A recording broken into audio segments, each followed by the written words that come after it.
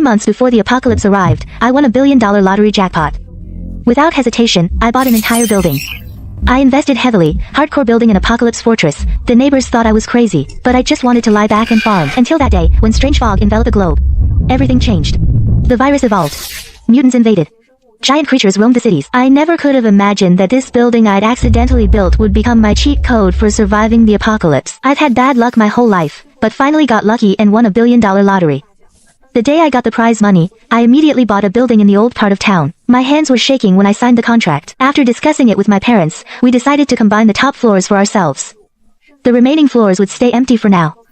I planned to rent some out later, and become a landlady collecting rent. On takeover day, I specifically brought Uncle Zhang, who does renovations. After all, combining several floors into one open-plan space needed a professional eye. The building was just minutes from home. My parents are sentimental. Staying in the place they've known since childhood was naturally best. Moving far away would have left them feeling empty. Each floor was huge, one apartment per floor. Just hearing that sounds impressive. The rooftop even had a large terrace, more spacious than many villa courtyards. I was spinning around on the balcony. I immediately started imagining a future of having barbecues and parties on this, but as soon as my mom came in, she frowned. She patted Haifeng and muttered, "The ground floor is better. What if the roof leaks? In summer, it'll turn into an oven. And such a big balcony will be a pain to clean later." Haifeng, that carefree rascal, was happily trying to jump on my mom. He's a little wolf dog I found a year ago. Back then, his leg was injured, huddled by a trash can. I gave him 2 sausages, and he followed me home. He runs like a black whirlwind, so I named him Haifeng. Funny thing is, my mom was totally against having a pet at first. But now, Haifeng's status in the family has skyrocketed. I'm starting to think I'm the one who was adopted. Last time I fought with Haifeng for the sofa, my mom actually pulled me up and said, "Don't squish my precious grandson." The delicious fragrance law never fails. When it comes to pets, just bring the dog home first, and leave the rest to time. Now Haifeng's shoulder is almost up to my waist. His black fur is shiny and sleek, but lately, something's been off. Sometimes he growls at the air, and he doesn't eat as well as before. But when I pet his head, he still gently nudges my palm with his nose, just like before. Modern insulation and waterproof materials, it's working just fine. If you're hot, just turn on the AC. Otherwise, why did they invent it? For decoration, we'll plant vegetables on the terrace later. That'll give me more motivation to clean. I was sprawled on the sofa scrolling through my phone. Without even looking up, I retorted. I just came across a news story. Stray cats and dogs in the suburbs are going crazy and attacking people. It's suspected that the rabies virus has mutated by merging with COVID. Be aware of abnormal animal behavior. I frowned. I poked my dad's shoulder. Dad, look at this. Lately, there have been reports of animals going crazy in many places. You think it's some kind of contagious disease? We should be careful not to let Haifeng get sick. But these clickbait accounts, they'll make up any rumor for clicks. Rabies is mutating? How could it possibly be related to COVID? Sounds like they're writing an apocalypse novel. My dad took the phone and glanced at it. He waved his hand. It's probably just the hot weather. Animals get irritable. Don't worry about it. Haifeng seemed to understand what I said. He suddenly stood up. His ears were perked straight up. He growled softly into the distance. His tail was stiff and tense. I patted his back. He slowly began to relax. When Uncle Zhang had mostly finished demolishing the partition walls on the top floor, the whole space became incredibly open. Standing by the floor-to-ceiling window, the view of the old city was completely unobstructed. My mom instantly forgot about the leaks and the stuffy heat. My eyes lit up. The view is absolutely incredible. You're telling me there aren't many tall buildings in the old town, and ours is the best building in the complex. Standing by the window, it really feels like you're on top of the world. On a clear day, you can even see the distant snow-capped mountains. I excitedly said to my dad, "Let's buy a telescope." We could see the mountain scenery right from home. We could even see what brand of backpacks the climbers are carrying. My dad, who was checking the floor level with Uncle Zhang, muttered without looking up, "Why don't you just move to the foot of the mountain? Always thinking about useless stuff." I chuckled and said, "We could use it to look at the stars at night too." Haifeng was running wild in the empty room. He gets excited in a new house. He runs around like a whirlwind. His front teeth were practically on display for the whole living room. My mom watched his crazy antics and suddenly blurted out, "Hey, can dogs get braces? Let's get Haifeng some braces. Then he won't always be baring his teeth like he's about to bite someone." My dad tried not to laugh. Whoever heard of braces for a dog these days? Careful, or Haifeng might stop eating and shrink back to how he was a year ago. I laughed so hard I was almost hoarse. But as he kept running, Haifeng suddenly stopped. He lay on the floor panting. His breathing was much faster than usual. I knelt down and rubbed his belly. He gently licked my hand. My heart sank. Was Haifeng really sick? My mom came over too and touched Haifeng's nose. Good, it's wet. He was probably just tired from running. I'll cook him some chicken breast tonight to help him recover. We went up the stairs to the rooftop terrace. I was amazed again. The rooftop wasn't completely open. It was surrounded by one-way glass, 2 meters high. From the outside, it looked like there were 2 more floors. With the top open, it wouldn't be stuffy. My mom touched the glass and smiled. "Now Haifeng has a place to run. We won't have to walk him 5 times a day anymore. I chimed in right away. Last time at 2 a.m., he insisted on going out. I thought he had diarrhea, so I got up and took him downstairs. But he went straight to the back door to play with the stray dogs. It took me half an hour to catch him. My dark circles still haven't gone away. Haifeng really has a lot of energy. The terrace was bigger than the indoor space. The three of us decided on the spot to split the terrace in half. One half for growing vegetables, tomatoes, cucumbers, watermelons, everything. We'll transplant a few small fruit trees too. City C has a good climate. Anything you plant will grow. The other half will have a small pavilion and a barbecue grill or something. We can take them. It'll be perfect for when friends come over. Suddenly, I had an idea. I remembered the custom cabinet we used for our hamster before. 1 meter by 2 meters, 3 levels. We can move it up here. It'd be perfect for raising chicks and ducklings. Anyway, raising 10 or so quails wouldn't be a problem. Back when we raised call ducks, we even bought an incubator. We'll have plenty of eggs then. And we can be self-sufficient with chicken meat too. Just talking about it reminded me of the roast chicken from Huimin's supermarket. I swallowed and said to my mom, after we finish with the apartment, let's go to Huimin's supermarket. Let's buy a roast chicken to nourish Haifeng. He hasn't been eating well lately. Haifeng seemed to understand. He wagged his tail and rubbed against my mom's leg. His eyes were sparkling. When we went downstairs, Uncle Zhang suddenly pointed at the stairwell door and said, "This door the developer gave us is too flimsy. I still have 2 left over from the last bank renovation I did. I'll replace it for you. The main entrance door needs a sturdier one too." My dad waved his hand. We don't really use the stairwell door much. Is it really necessary? Uncle Zhang got anxious. What do you mean, not necessary? Lately, haven't you seen the news about animals going crazy?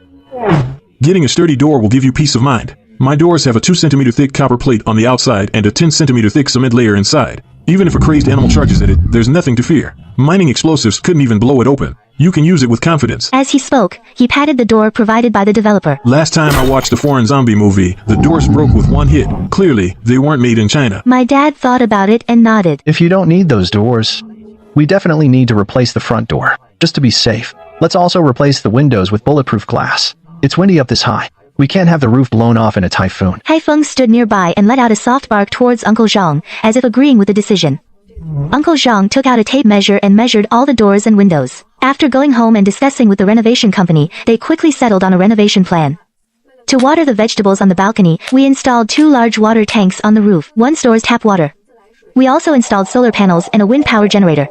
The top floor gets plenty of wind and sun, so this generates enough power for our family of 3. Calculating it out, we'll save enough on electricity bills in a year to cover the cost. Total win. Because of the pandemic, not many people in the complex were renovating. The renovation company wasn't busy either, so they were almost done in 2 months. We just needed the furniture delivered. But no one could have predicted that in a port at the other end of the country, among the newly cleared shipping containers, faint clattering sounds were emerging, along with beast-like roars. But back then, we were still immersed in the joy of moving in. 2 months later, the house was finally finished. We just needed the furniture delivered. But no one could have predicted that incidents of animals going berserk in the suburbs were increasing. Animal attacks are happening all over the country. We were planning to move later, depending on the situation. But then our dog, Haifeng, seemed to understand what we were saying. He suddenly stood up, grabbed my clothes with his mouth and pulled me outside, as if urging us to hurry up and move to the new house. On moving day, my dad ran into some trouble. A business partner was on the verge of bankruptcy and couldn't pay back the tens of thousands he owed us. He pulled out a whole box of Huimin supermarket coupons and said, "I'm out of options. I've mortgaged everything I can. These coupons were left over from employee benefits. They're worth tens of thousands. If you don't take them, you'll have to wait until my cash flow improves." My dad sighed and took the coupons home. Business has been tough for everyone lately. Who knows when he'll actually recover?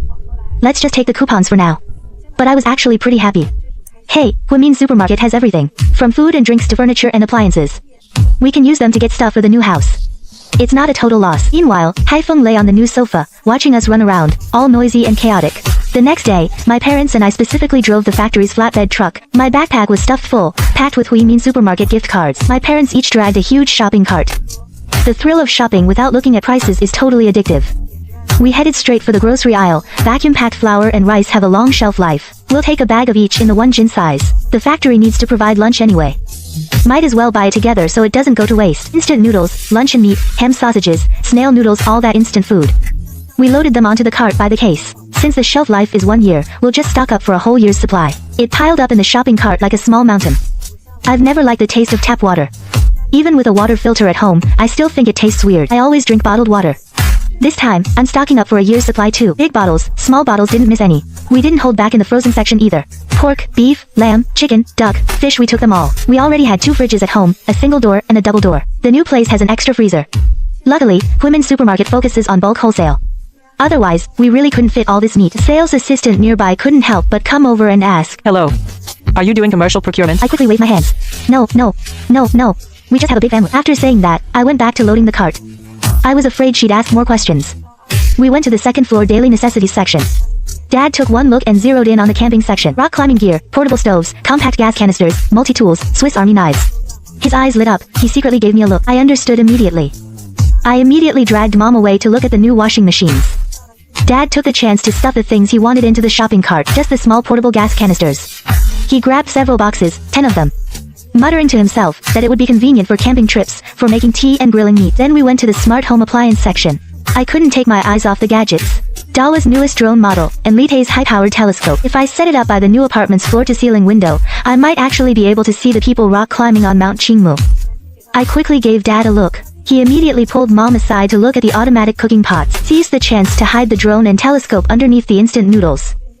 Smirking to myself, thinking that once we bought them, even if Mom found out later, there'd be nothing she could do. She couldn't just return them for no reason, right? At the pet section, I needed to stock up for Haifeng. Mom has spoiled him rotten, and he's become super picky. He'll only eat a few specific brands of dog food, so I just grabbed a big bag of each kind and took whole cases of treats. Even if he can't finish it all, I can feed it to the stray dogs downstairs. As we neared the checkout, Mom suddenly remembered I don't like eating vegetables. She dragged us to the health supplements aisle, filling the cart with all kinds of vitamins. They happened to have a sale on disinfectant and gauze, cold medicine, fever reducers. We stocked up on all the usual medicines too. Haifeng's stray dog friends are always fighting and getting hurt. I often bandage them up. Anti-inflammatories, iodine, antibiotics. These will come in handy. So I grabbed a few extra boxes. After paying, with the staff's help, we loaded everything into the car. On the way home from Huimin supermarket, we had to pass by the flower market outside the city. I figured I'd buy some plants to absorb the formaldehyde. The soil and fruit trees for the new house's rooftop garden were all ready. The landscaping company even gave us a big box of vegetable and fruit seeds. Now I just needed to buy some indoor potted plants. There was a pet and plant shop in the market that happened to have quail. I picked one out. It was chirping away in its cage as I put it in the car.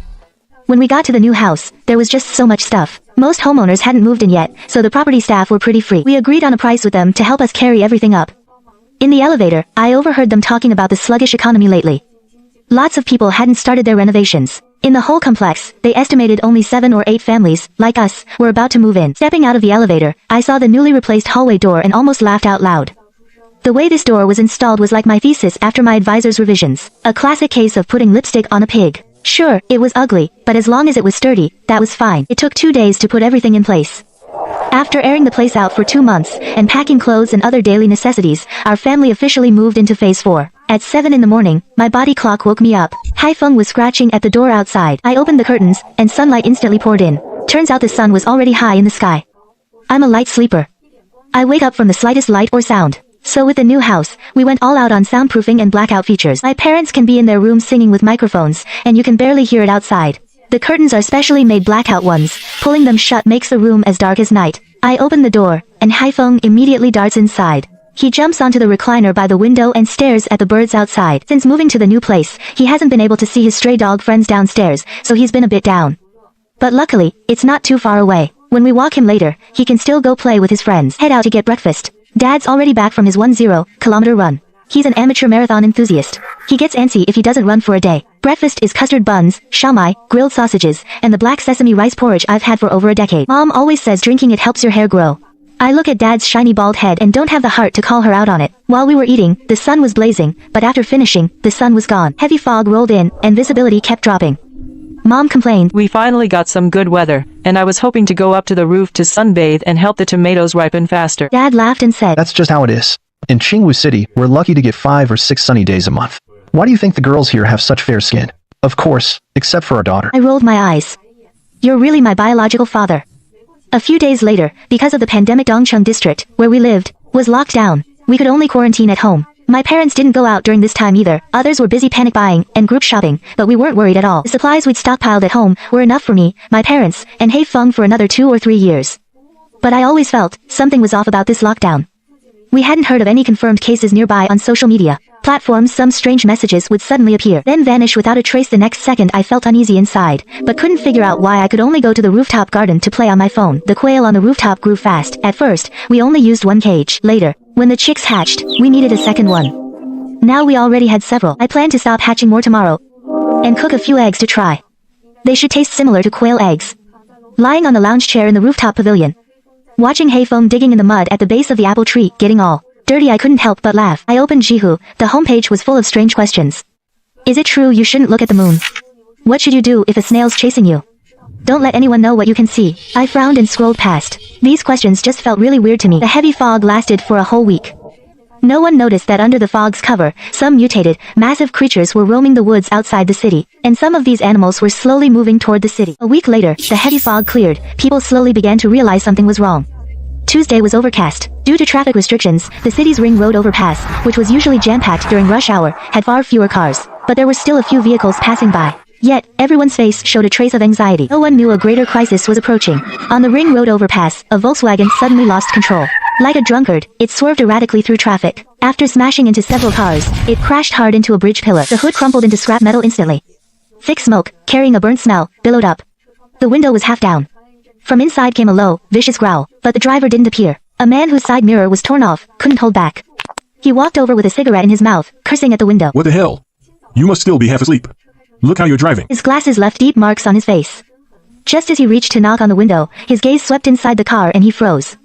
He quickly adjusted his glasses. When he leaned in for a closer look, a cold sweat broke out on his back. Half of the driver's face had been bitten off. My living room was eerily quiet. Even Haifeng stopped chewing his bone. Just moments ago I wanted to show Mom my new telescope to prove Dad and I didn't waste money. I'd connected the telescope to my phone and projected it on the TV, wanting to see if I could spot Wuling Mountain on this cloudy day. But I didn't find the snowy mountain, instead witnessing this horror on the overpass. Mom hadn't processed it yet. Dad's cigarette burned his lip. He jolted. Suddenly ash fell on his bare chest. The burn made him flinch. Did you connect it wrong? Did you stream a horror movie from Cool Cat? His voice trembled without him even realizing it. I quickly grabbed my phone. I put my eye right up to the telescope's eyepiece. It was the same bloody scene as before, and fear we couldn't suppress. Right at that moment, my mom and dad's phones beeped simultaneously. The screens were flooded with urgent red alerts. Rampaging golden retriever on the North Viaduct in Southwest City, mutated after biting multiple people.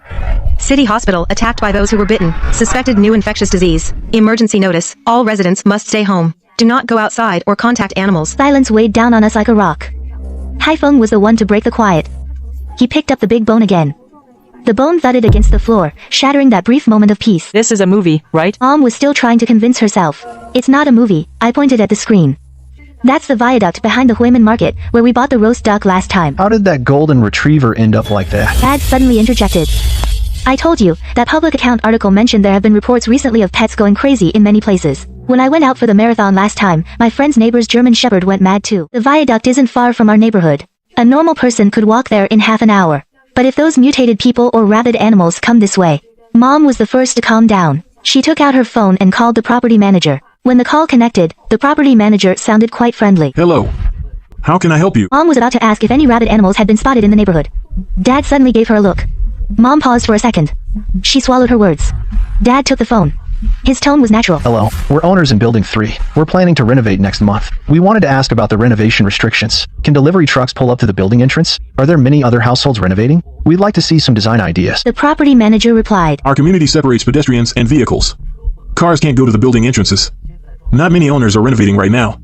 You're one of the earlier ones. Not many have moved in yet either. Haifeng put down his phone. His ears stood straight up. He stared at the door. A low growl rumbled in his throat. He seemed to sense danger approaching too. When we went to Huimin supermarket to stock up before, we even saw people walking their golden retrievers. Thinking about it now, it sends a chill down my spine. Dad laughed twice and hung up. His fingers were still trembling slightly. He turned to me and said, At a time like this, human hearts are scarier than rabid animals whose true nature you don't know. They're terrifying. Wealth invites disaster. We can't let anyone know about our situation. I just remembered something. A chill ran down my spine. When we moved the supermarket supplies that day, the property managers helped us. I'm afraid they know we've stockpiled a lot of stuff. Let's see how things develop first. If it really comes down to it, we'll have to save ourselves first. Dad pulled out his phone and started calling relatives and friends. Mom and I were anxiously sending messages too. Dad hung up the last call. His brows were furrowed tightly. It's not just us. Other cities are having trouble too. I didn't tell anyone that we moved to Yunxi residential area. Besides my old buddies of decades, no one knows our new address. These days, hardly anyone wishes others well. Grandpa, Grandma, and my maternal grandparents passed away a few years ago. Now the three of us can only rely on ourselves. Dad slapped the table. Stop wasting time. Good thing we have the whole floor to ourselves, and it's the top floor. Rabid animals can't easily climb up this high, and it's hard for bitten people to break in way up here. Our roles were clear in an instant. Dad went to lock the stairwell door first. I used to always complain about it. Said it was like putting a gold rim on a shit pot. Ugly as hell. But now, seeing its thick copper plating, I felt like bowing down to it right then. This was all thanks to Uncle Zhang. He got the good stuff left over from a bank project. Speaking of Uncle Zhang, we don't need to worry about him. He used all the leftover construction materials to reinforce his own house. He turned it into a fortress, layers of bulletproof glass, and he stockpiled enough supplies for half a year. When we called him yesterday, he laughed and said all his effort finally paid off. His 2 kids haven't been in school lately, they'd already been helping him check the doors and windows and organize supplies. Even the dog in the yard was tied up securely. With the stairwell door locked, the elevator was the only way up. Dad and I called the elevator to the top floor first. Then we rushed to the roof's elevator shaft. We pried open the main power box and pulled the switch. With a timed ding, the elevator lost all power. The safety locks engaged, stopping the car. Dad pulled out a wrench as thick as my arm. Also borrowed from Uncle Zhang's place. He jammed it into the pulley. Just in case.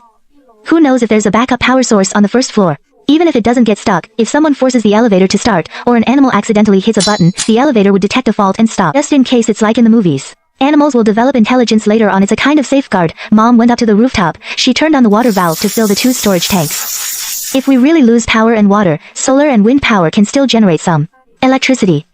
But for water, we'd have to wait for rain. She wiped the sweat from her temple. The sound of water filling the tank was especially clear on the empty rooftop. I couldn't help but think of those stray cats in the greenbelt downstairs. I wonder how they're doing now. After finishing this work, the 3 of us rushed into the storage room next to the kitchen. Although the rice and flour are vacuum sealed, they're our lifeline for survival. Dad and I worked together to lift them up to the highest storage shelf, to keep them dry and away from the floor.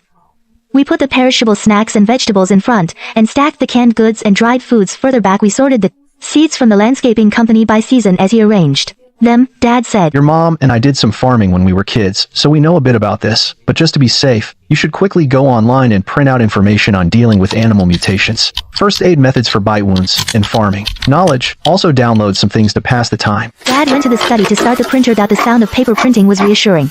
I ran back to my bedroom and dug out an unused hard drive. It originally had shows like Empresses in the Palace and Home with Kids. Those binge-watching dramas I urgently downloaded there. Grylls Man vs. Wild. It contains plenty of techniques for dealing with wild animals. And the family drama shows Mom loves to binge novels saved directly to the cloud drive. After all, with the apocalypse here, we don't have to worry about data overage fees. Downloading at full 5G speed, the progress bar zips along. Mom's in the living room figuring out the telescope. The house has one-way glass installed, so we don't have to worry about being seen during the day. But she's not great at using it. Fumbling with the lens for ages, she doesn't notice the first floor window opening and closing. A dark shadow slips inside. Looks like a cat from its size. Not sure if it's one of the local strays. That evening, the property management group for the old neighborhood was in an uproar. Everyone was asking what was happening and begging for supplies. Someone else said a frenzied flock of crows got into their balcony and pecked the screen windows full of holes. Grandpa Lee's Sichuan accented Mandarin stood out. He sent voice message after voice message. What's all the panic? I wasn't even scared when the enemy devils reached our village back in the day. This little situation is nothing. Just close your doors and windows tight. Don't let the wild things get inside. Just listen to the government. You can't go wrong. Grandpa Lee was a retired veteran. His children live abroad. He and his wife were very popular in the old neighborhood. We were always running over to their place. We'd always go in with empty stomachs and come out completely stuffed. When I was in college, the first thing I'd do when I came home was visit him. He was even excitedly teaching Haifeng to stand at attention. Too bad Haifeng is 7 now and still hasn't learned to shake hands. Every training session, he'd just droop his tail and act pitiful. Luckily, he's very well behaved now. He lies quietly at my feet and doesn't seem sick at all. In contrast, the Yungxi estate owners group chat was eerily quiet. Only property management notices were spamming the chat. After investigation, residential compound reports no rabid animals or abnormal individuals found. For safety, all gates will be closed effective immediately. Roadblock barriers have been installed. Trust the nation. Don't believe or spread rumors. I thought some homeowners would object, since someone might want to hide in the compound. But after waiting, there wasn't a single reply. Most haven't renovated their places. Coming here empty-handed is worse than staying home. At least they know their own environment and can check on their pets for any abnormalities. Dad suddenly gave us a look. Mom and I immediately turned off all the lights. I put my phone on silent too. Once we confirmed no light sources remained, we gathered by the window. We gently pulled back a corner of the curtain. The ring road viaduct in the distance was still lit up, like a fiery dragon. But there wasn't a single car in sight. The compound streetlights were also on, clearly outlining every tree. Yet it was eerily quiet. Not even insect chirps. Only the occasional faint sound of a dog barking. Not sure whose dog it was, barking anxiously. The grass beyond the streetlights was pitch black, like something was hiding there. At any moment, a rabid animal could burst out, eyes glowing red, baring its teeth. As I looked down, I saw Haifeng's big teeth. It gave me a shiver. He's been normal lately, but who knows what might happen later. Haifeng glanced at me, looking at me like I was an idiot, then slowly jumped onto the sofa and curled into a ball, his tail brushing against my pant leg as if telling me to relax. I looked down at the street. Again, the gate at the community entrance was already down with water-filled barriers stacked outside and stone barriers packed tightly inside. They'd even blocked almost every gap. Whether it's rabid animals or out-of-control people, none of them are getting in easily. I breathed a sigh of relief. Looks like the property management's actually competent. Fees weren't wasted, at least they didn't let the danger outside just waltz right in. The three of us closed the curtains and double-checked the hallway door and security door, making sure all the blackout curtains were sealed tight before we dared to go back to sleep. This was the first day of the animal mutation outbreak. At least our building was safe for now. In the property management break room at Yunxi Community, the daytime bustle had long since faded. After receiving the notice, the other staff had gone home. The supervisor asked everyone to check in when they got home. But as night fell, four-person was still silent. The three left in the break room, tall, short, and fat, were all feeling uneasy. Everyone knew that being unreachable now most likely meant encountering a rabid animal, or even being bitten. These three weren't originally from Shinan City. They usually lived in the break room. Before the supervisor left, he dumped the community management during the lockdown on them. They were even the ones who set up the security. You three work hard. When the lockdown's over, promotions and raises are guaranteed. You'll be rated as top employees. Your wages will at least double. Tall Property remembered the supervisor's words and couldn't help but chuckle. Once I get the money, I'll go for a foot wash. Gotta get 3 girls. One to wash the left foot, one right, and another to clap on the side. The sound of snoring came from the other two. He scratched his head, clung to these sweet promises, lay down on the camp bed, and quickly fell into a deep sleep, completely unaware of the shadow of a rabid stray cat flashing past the window. Early the next morning, I was woken by the smell of frying eggs. It was the charred aroma of cooking protein, especially tempting in this post-apocalyptic world. I hadn't closed the door last night, not that I wasn't afraid of the dark wind's havoc. I'm worried it might want to come in at night but can't get inside. Its cries could attract animals carrying the virus. Even though the room is soundproof, it's better to be safe than sorry. Besides, even things that fly can have problems. Go upstairs and tell your dad dinner's ready. Mom called out to me from the kitchen.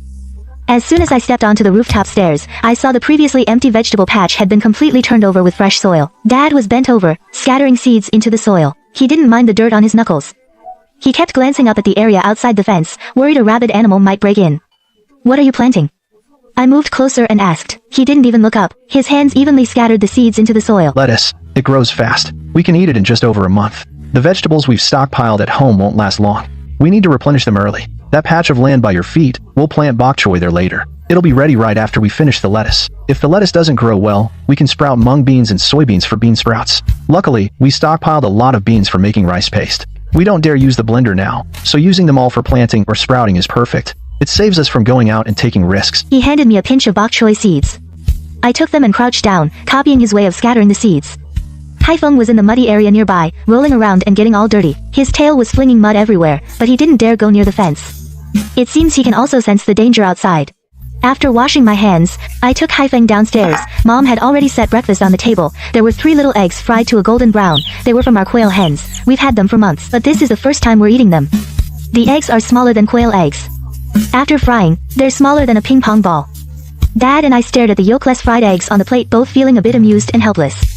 Ever since we got Haifeng all the egg yolks at home go to him, we've practically forgotten what yolk tastes like. These 3 today are for you to try something new. The eggs laid after this still need to be hatched. Once we have more chickens, we won't have to worry about eggs. Mom said matter-of-factly while chewing her sweet sausage. This sweet sausage is my favorite. I always added it to my luosafen before. If you pair it with half a fried pork trotter with crispy skin and juicy meat, the bone comes right off with one bite, then chew it with some sour bamboo. Shoots, that flavor still makes me drool just thinking about it. What a shame the luosafen place at the back gate run by that Guangxi owner. We probably can't eat there anymore. Who dares to go out casually now? If you encounter someone who's been bitten, even just brushing against them could get you infected with the virus. But it's okay, we've stocked up on plenty of luosafen. We'll cook some at noon to satisfy our craving. Just finished breakfast. The thing we expected happened. Good thing I was prepared earlier. I printed out some info and downloaded shows. Life wasn't completely unbearable. But the anxiety of being totally cut off from the outside world was like a thorn in my heart. It's like looking up during a bungee jump and seeing the ropes gone, then looking down and realizing you're naked.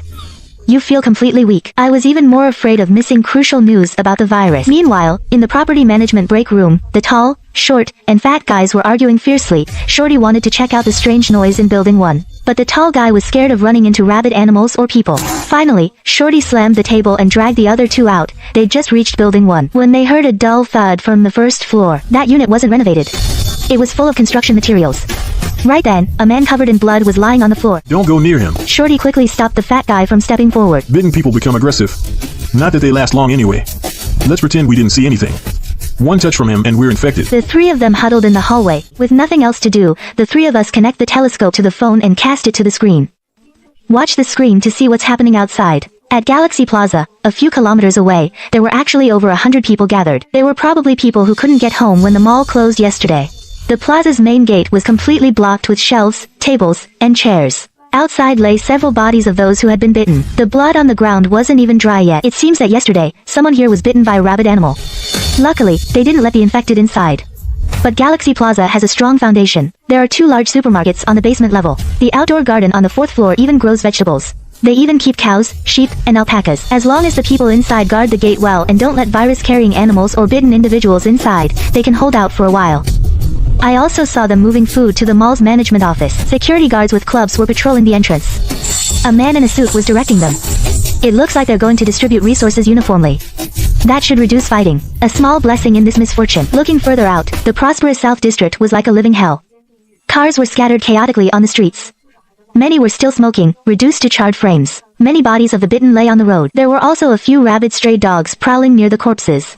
Occasionally, a bitten person who wasn't quite dead would struggle and lunge at anything living, but would die after just a couple of attempts. No one dared to go near. Even just a little bit of blood contact could lead to virus infection. Even the sparrows on the power lines didn't dare land, chattering away in a row. Rabid wild dogs gathered below, growling like beasts when they couldn't reach. It made your skin crawl. Further down the street, a figure moved inside a shop. This movement caught our attention, and also drew the rabid dogs from the street, and 2 bitten victims who were still breathing. The dogs swarmed around, ramming against the glass door. The bitten victims lunged forward too, scratching marks into the glass with their nails. But after a few lunges, they convulsed violently and collapsed, ceasing to breathe. I stared at the screen, and suddenly realized something. I've discovered it. Whether it's rabid animals or the bitten victims, if their cervical spine is injured, they lose the strength to attack, and the bitten victims don't live long. As long as you avoid their blood and bodily fluids, you won't get infected. But no one was on the sofa. Dad's dry heaving came from the bathroom. Mom had rushed to the bathroom to vomit as soon as she saw the victims lunging. I breathed a sigh of relief. Anyway, now that I've figured out these characteristics, it's better than being blindly afraid. At least now we know how to hide and protect ourselves. The live feed continued. The shop's glass door rattled a few times, then it completely shattered. The rabid wild dogs poured in like a tidal wave. I frantically moved the camera away. I couldn't bear to watch. My dad and I stood and sat there. Neither of us spoke for a long time. Our backs were drenched in cold sweat. Thankfully, we live on a high floor. And we'd stockpiled enough supplies. We didn't have to face that yet. It was the 2nd day of the animal mutation outbreak. We were still alive. Haifeng was fine, too. In the following days, the network stayed down, until a week later, my phone suddenly vibrated. The alert tones kept going off. The screen was flooded with unread red notification dots. Honey, before I could even open the app, a text message pop-up appeared. Fellow citizens, due to an unknown virus outbreak, rabid animals are carrying the virus. Those bitten will briefly attack others, but usually die within minutes. Contact with bodily fluids or blood from those bitten will transmit the virus, and there is no cure. National and provincial research institutes have initiated epidemic prevention projects. Research indicates that rabid animals and the infected primarily rely on hearing and limited vision. Attacking the spine can immobilize them. Please seek enclosed shelter nearby. Those at home must close windows and doors, limit movement, and avoid contact with outside animals and corpses. Starting tomorrow, relevant departments will airdrop supplies randomly citywide. When collecting them, take protective measures to ensure your safety. I read the text message aloud to my parents. Haifeng lay at my feet, his tail gently brushing against my pants leg. It seems if we just secure our home and don't go out, we can hold on a while longer. It seems this situation has really gotten serious. Mom sighed, leaning on the sofa, her fingers unconsciously stroking Haifeng's ear. Haifeng seemed to sense the tense atmosphere, lying obediently by her feet instead of begging for snacks as usual. He occasionally looked up, warily watching the window, as if he could smell the danger in the air. Just then, my WeChat suddenly rang. It was from an unknown contact. He sent over 20 messages in a row. I clicked in and scrolled for a while before I remembered who this person was. He's my dad's distant cousin, Yuan. He's been working odd jobs in Xinan City. He's uneducated and lazy, doing manual labor on construction sites year-round. I've never been close to him, and even found him a bit annoying. He used to love dropping by the old house, always showing up empty-handed but never leaving that way. Snacks and knickknacks from the coffee table, even fans and old TVs. If he took a liking to something, he'd just ask for it outright. Later, after the elders on my grandpa's side passed, he was even detained for stealing. After that, we pretty much cut off contact. Yuan said he's at a construction site near our house, hiding in a pipe. He's got nowhere to go and no food, and wants to take shelter at our place. I nudged my dad, who was checking the doors and windows, feeling very suspicious. Why didn't he message you directly instead of contacting me? And right now, outside, there are rabid animals everywhere. If you get bitten, you don't just attack people briefly, you don't survive 10 minutes. Contact with bodily fluids causes infection. Dad and I exchanged a look. We both saw suspicion in each other's eyes. Mom suddenly slapped her thigh. You didn't tell him we moved, did you? Don't let him know. At a time like this, you can't trust anyone. What if he brings infected people here? Our family would be finished. We really didn't tell him. The home he's talking about must still be the old apartment. I hesitated. After all, we're somewhat related. I can't just leave him to die. But his character is really untrustworthy. What if he's been in contact with the infected? Or has virus fluids on him? What if he brings danger to our home? How about we have him hide in the old house first? I gritted my teeth. Once he gets there, we can use a drone to send him some food and medicine. No contact at all. Except for food, everything else is still in the old house. He should be able to hold out for a while. Before I could reply, another message from A Yuan popped up. Niece, did you see my message? It's me, A Yuan. I'm at your old neighborhood, at the construction site behind it. My coworkers are afraid I'm carrying the virus. They won't let me into the dorm. I'm hiding in a pipe. I'm all alone. Dashing, we're family. You can't just abandon me, can you?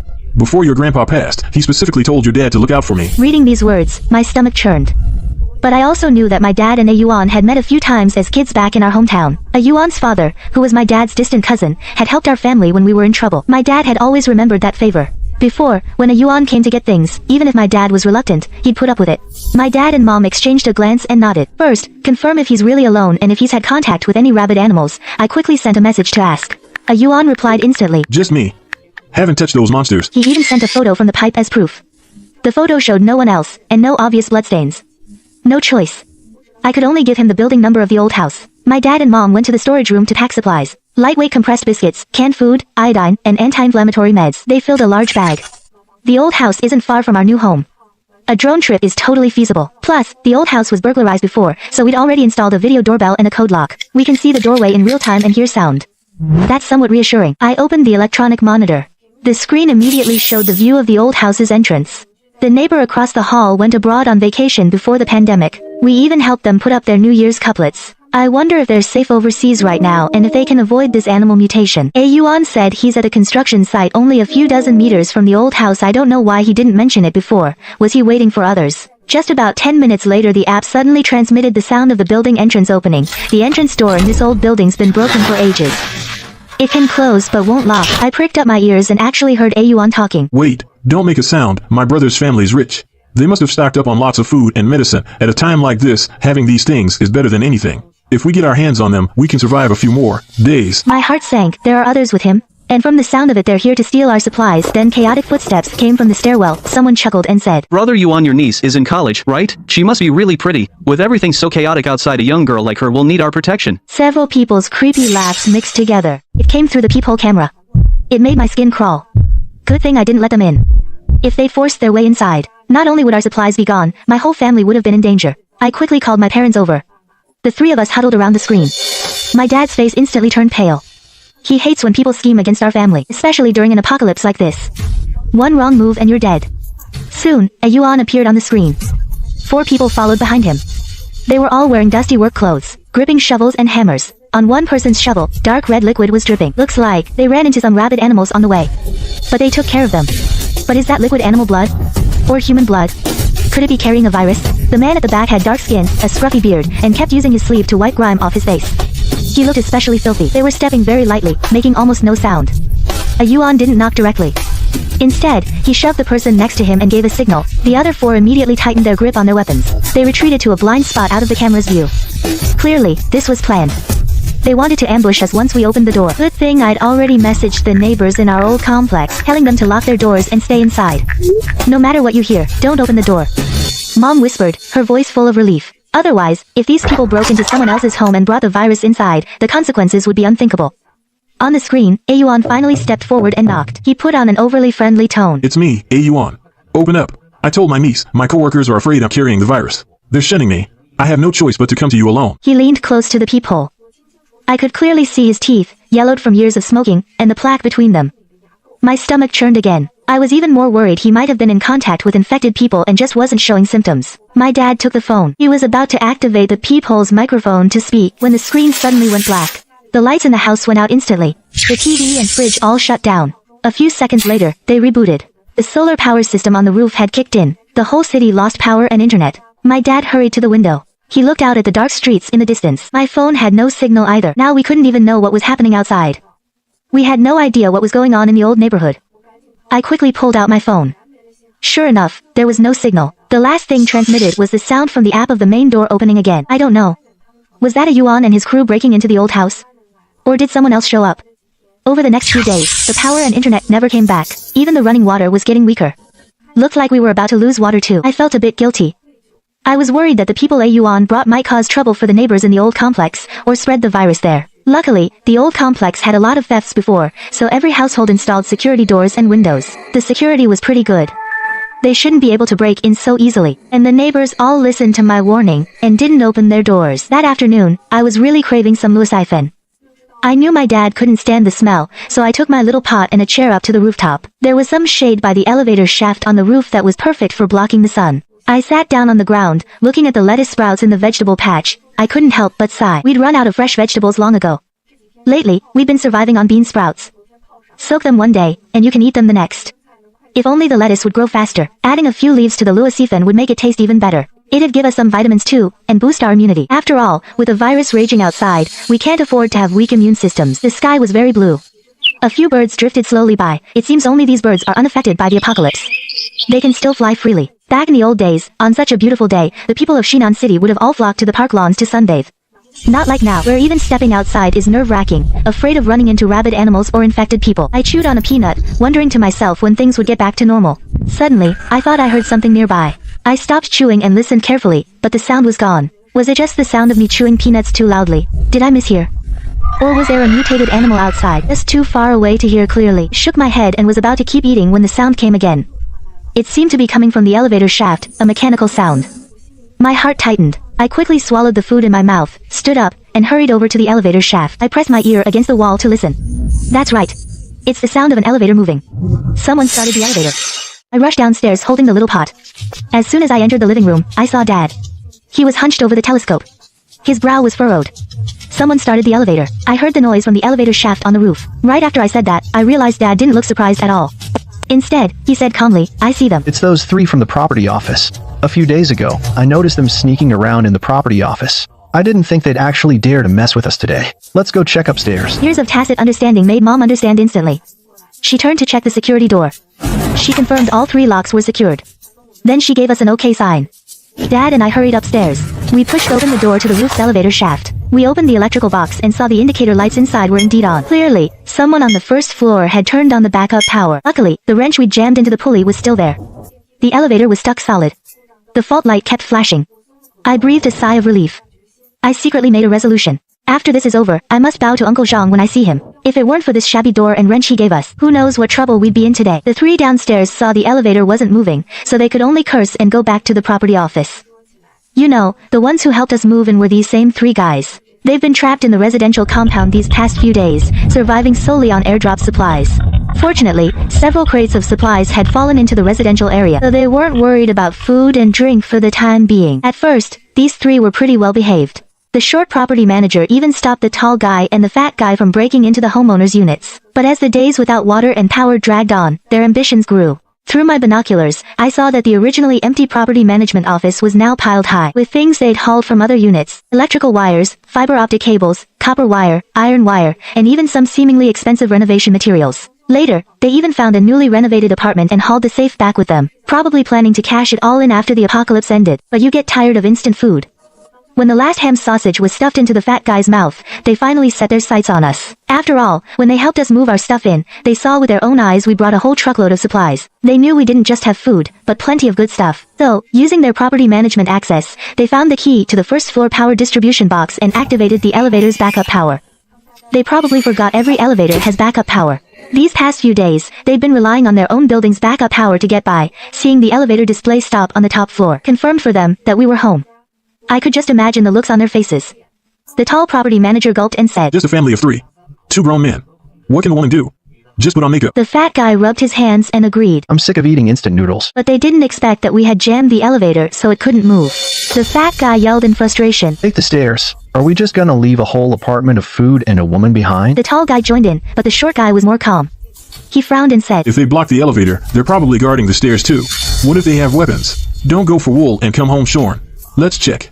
Building 1 first. I remember there are owners in Building 1 too. Though the tall and fat guys were reluctant, they had to follow the short guy. Dad and I quickly shut off the elevator shaft's power and found a fishing rod and a metal clothes rack, jammed it firmly into the pulley. An extra layer of protection couldn't hurt. Back downstairs. Dad leaned on the sofa and said, calmly, The elevator definitely can't move, and the stairwell door is the bulletproof one Uncle Jean gave us. They don't have breaching tools. Unless they have explosives, they're not getting in. Even so, he still told Mom and me to take turns watching with the telescope and not give them any opportunity. Mom and I nodded in agreement. But Haifeng, beside us, was carefree, chewing happily on his rubber toy, completely unaware of the danger we just faced. Meanwhile, in another part of the complex behind a first-floor window, 2 more pairs of eyes silently watched the 3 property managers' backs. It was unclear if they were friend or foe. At the same time, a few kilometers away, inside the Wanda Plaza, a much crueler struggle was unfolding. The security captain and a few of his trusted men pried open the storage room door. The manager inside was still fast asleep, completely unaware of the danger. Ever since the apocalypse began, the manager had relied on the security team and a few strong customers to keep the frenzied animals outside the mall. They had also counted the people, including 9 guards, a total of several individuals, and distributed all the food and water fairly. But as food became scarcer, the security captain started getting ideas. He felt like he was doing all the patrols every day, handling all the tough, dirty work. Why should he take orders from a manager who just gives commands? So one late night, the captain got some men and dragged the manager out of bed. They gagged him and beat him up. Finally, they threw him into a cramped tool room. Watching the captain walk away, the manager actually smiled. He knew the captain too well. All brawn and no brains. He'd trip up sooner or later. Early the next morning, the customers noticed the manager was gone. In his place were guards in new uniforms. A young man couldn't help but step forward and challenge them. The food is running low. Are you hoarding it? Bring out the manager. The captain didn't speak. He just waved his hand. Several guards immediately rushed forward, dragged the young man to a corner, and rained down punches and kicks on him. His screams made everyone bow their heads. When they looked up again, they saw the young man thrown out the window. The sound of frenzied animals tearing at something came from below. Anyone else have a problem? The captain's voice was ice cold. A deathly silence fell over the room. Time flies. It's been 3 months since the apocalypse began. Our family has been relying on the supplies we stockpiled earlier. Not only do we have enough food and drink, but Mom and I have even improved our complexion from exercising every day. Only Dad hasn't gained much weight because he worries too much. Haifeng stopped begging to go outside long ago. He spends his days playing and digging in the dirt with me on the rooftop, having a great time. The quail on the rooftop have multiplied into a whole flock. They lay enough eggs for us to eat every day. I've even started researching how to use the extra eggs to make cakes and century eggs. Yesterday, to celebrate our egg surplus, we specifically slaughtered 2 quail that looked listless. Though the birds were small, their meat was incredibly tender. Chewing it was like eating pigeon meat. So fresh. The lettuce in the rooftop garden is ready to pick. The pak choy has also matured, lush and green. We only have some mung beans and soybeans left to finish. To prevent running out of vegetables later, I specifically set aside a patch to replant. I'm just hoping they'll grow quickly. The transplanted apple tree is even more impressive. It was already bearing fruit before we moved it here. Now the apples have turned completely red. Pick one and take a bite, and sweet juice just bursts into your mouth. It's just that the weather is really strange. Winter has already arrived, but it's not cool at all. The midday sun makes the rooftop scorching hot. Haifeng lies in the shade, his tongue hanging way out. He doesn't even have the energy to play fight anymore. Lately, our family has increased our observation frequency. I can see clearly through the telescope. There are more and more crazed animals on the streets outside our compound and on Galaxy Commercial Street. Luckily, our compound's earlier defenses were solid. The main gate is blocked with water-filled barriers and stone piers, so they can't get in. It's still relatively safe inside. This isn't a good sign. Dad pointed at the scene in the telescope, his brow furrowed. The mutated animals aren't decreasing. On the contrary, there are more and more. It must be that more people outside are running out of supplies and have no choice but to go out looking for food. If they're not careful, they get bitten and infected. Galaxy Square, a few kilometers away, isn't peaceful either. Through the telescope, I noticed there are fewer people in the square now. That security captain who ruled with his fists before is getting more and more out of hand. If his subordinates don't obey, he just uses violence to solve it. Supplies aren't enough to go around, so he and his cronies eat their fill first. I can even see people in the square secretly building up their nerve. I figure it won't be long before conflict breaks out. The 3 property management guys in our compound worry me even more. They've finished searching the property management office in Building 3 and the neighboring Building 4. Every time they come out, the tall one and the fat one always glare fiercely in our direction. Their eyes are like hungry wolves, making the hairs on my neck stand up. Actually, in this neighborhood, we weren't the only ones watching them.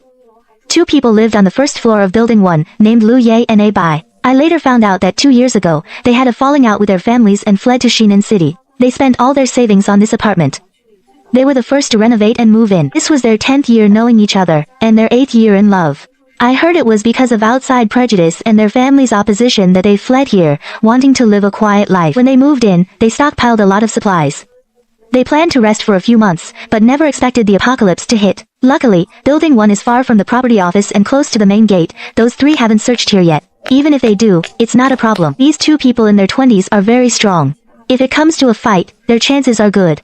They're just worried about making too much noise and attracting the crazed animals outside. The household in Unit 1 of Building 1, the one closest to the gate, is in a much worse situation. A few months ago, their balcony window was pried open and was never closed again. You could hear movement inside before, but now it's completely silent. Through my binoculars, I glimpsed a person curled up in a corner. Their clothes were too dirty to see the color, stained with dark red dried blood and yellow mud. Their face was so thin the cheekbones protruded, and their eyes bulged out. There was no trace of a normal person left. Only the metal name tag on his chest was still glowing. Later I figured out he was probably on his way to the law firm when he encountered a rabid animal. He panicked and fled into the residential area, climbed through a window into this empty apartment. I guess he didn't realize at the time that his left hand was injured. By the time he noticed, his arm was already covered with black veins. After mutating, he lost his mind and got trapped here. I think I just saw his withered fingers twitch twice. Not sure if it was my imagination. Now back to those three property management guys. Yesterday I saw them carrying big bags toward Building 1. The fat guy was still complaining to the tall one. You went way too hard on me. Didn't you say just a finger prick for a few drops of blood? You made such a huge cut on me. Was that on purpose? The tall guy ignored him and muttered as he walked. The weather's been so strange lately. Make things easier. The government airdrops are still enough.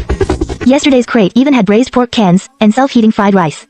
Seems things outside aren't completely out of control yet. These three are getting bolder and bolder. They think there are no rabid animals in the complex, and with supplies to sustain them, they want to grab more during this apocalypse. Probably thinking that when things return to normal, they can sell the stuff they've looted for money. Speaking of which, the tall guy caused a scene a few days ago. Probably from not eating meat for too long and having some indigestion, he actually got a fever. Don't know where he learned that old folk remedy. He wanted to use fingertip bloodletting to reduce the fever. Couldn't find a needle, so he used a blade instead. His hand slipped, and the cut was too big, lost quite a bit of blood. But it actually did break the fever. Today, Fatty was full of energy again. The three of them carried shovels and pickaxes into Building 1. I figured they were eyeing the homeowner's doorstep money. I'd heard before that some superstitious families, when renovating, bury cash or gold and silver under the floor tiles by the door, hoping for wealth to come their way. This complex is high-end, the homeowners are wealthy, so they must have buried a lot. It's much faster money than hauling construction materials. When they reached the first floor of Building 1, on the glass door, the reflections of the three of them appeared. The tall guy pushed the door open first. He took out a key and unlocked a unit's door, shouting, This one's window is open. You can see footprints in the dust on the floor. No kidding. Wait. The short guy at the back hadn't finished speaking when a dark figure suddenly rushed out from a side room, charging straight at them. It's probably been too long since it last ate. The shadowy figure moved sluggishly. The tall guy instinctively dodged to the side, just managing to avoid it. The fat guy reacted the fastest. He raised a sledgehammer from behind and slammed the shadow against the wall. The short guy followed up, raising a shovel. He put all his strength into a chop at its neck. Probably too nervous, he used way too much force, and directly sliced the shadow's head off. Foul, black blood splattered all over the fat guy's face. He instinctively closed his eyes, cursing under his breath. The sticky liquid dripped down his cheeks. That stench, even from far away, I felt like I could smell it. This was probably their first time facing a mutated animal head-on. They were badly shaken. They lost the will to search further. Grumbling, they headed towards the man-made lake in the center of the complex, wanting to wash the blood off their faces. My parents and I, along with Lu Ye and Abai from Building 2, all watched them silently. Our minds full of questions, but no one dared to speak. Who knew what dangers might be hiding in that lake? They went back. They probably won't come looking for trouble again today. I breathed a sigh of relief. I turned to my parents and said, let's have hot pot for lunch. The fish balls and crab sticks we stocked up on are about to expire. We can thaw some duck intestine, aorta, and beef. And pick some lettuce and bok choy from the rooftop. It's just a shame we don't have any duck blood. Dad laughed and patted me. You and your appetite. Thinking about hot pot at a time like this. Mom complains with her words, saying it's no time to be thinking about food, but her actions are honest. She turns and heads to the kitchen for ingredients. Dad directs me. Go upstairs and pick some vegetables, but be sparing. Just pinch a few leaves from each plant. Don't strip them bare. They grow slowly. I agree and head up to the roof. Dad continues watching from the window. He's convinced something's up in Building 1. He can't rest easy. Haifeng follows behind me, wagging his tail happily. Probably heard the words hot pot and knows there's meat involved. Our family is enjoying the hot pot meal, but we don't know that Lu Yi and Abai in Building 1 are gripping wrenches, reinforcing their doors and windows. Sweat drips down their faces. We live on the first floor. If those three property managers come searching, we'll be the first hit. Lu Yi stares at the newly nailed board, his voice serious. They don't have our keys. They'll definitely break in. We need to have weapons ready. What if they've been near the rabid animals? They might be carrying the virus. We'd have nowhere to hide. Abai nods, tucking a kitchen knife behind his back. He moves a heavy bookcase against the door. This is their only line of defense. If it's breached, not only will they lose supplies, they could get infected. That would be a true dead end. Late at night, the fat guy in the property office lies in bed. He was tossing and turning, unable to sleep. During the day, he got splattered with the black blood of a rabid animal. Even now, his face still feels sticky. His stomach was churning. He could barely eat any dinner. His fingertips suddenly started to itch. He wanted to lift his hand to look. But the room was pitch black. The elevator's backup power was almost gone. They hadn't dared turn on a light for 2 months, afraid of attracting the crazed animals outside. Probably the artificial lake water he washed his face was too dirty. He's a bit allergic. Fatso scratched his finger. He didn't think much of it. He turned over, trying to sleep. But he didn't notice the black lines on his fingertip were quietly creeping upwards. He didn't know. This was a sign of infection after contact with the virus. Early the next morning, the sky was overcast. A light rain was falling. My parents and I quickly brought all the buckets and basins from home up to the rooftop. We collected rainwater to pour into the storage tank. The water's been off for so long, the toilet's been unusable for ages. Luckily, there's a vegetable patch on the roof. We use the waste directly as fertilizer. I console myself, thinking it's all natural fertilizer.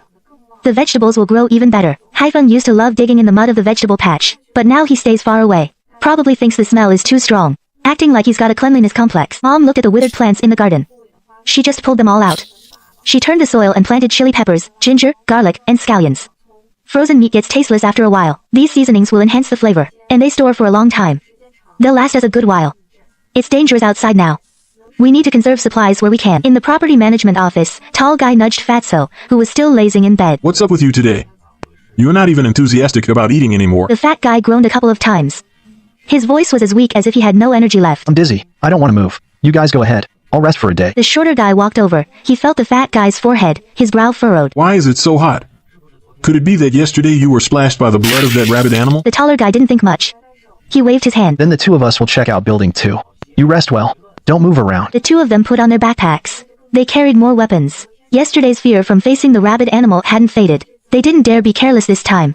They even put on gloves, afraid of coming into contact with unknown blood. On the way, the taller guy muttered to the shorter one. Good thing the fat guy didn't come. That apartment in building 2 is newly renovated.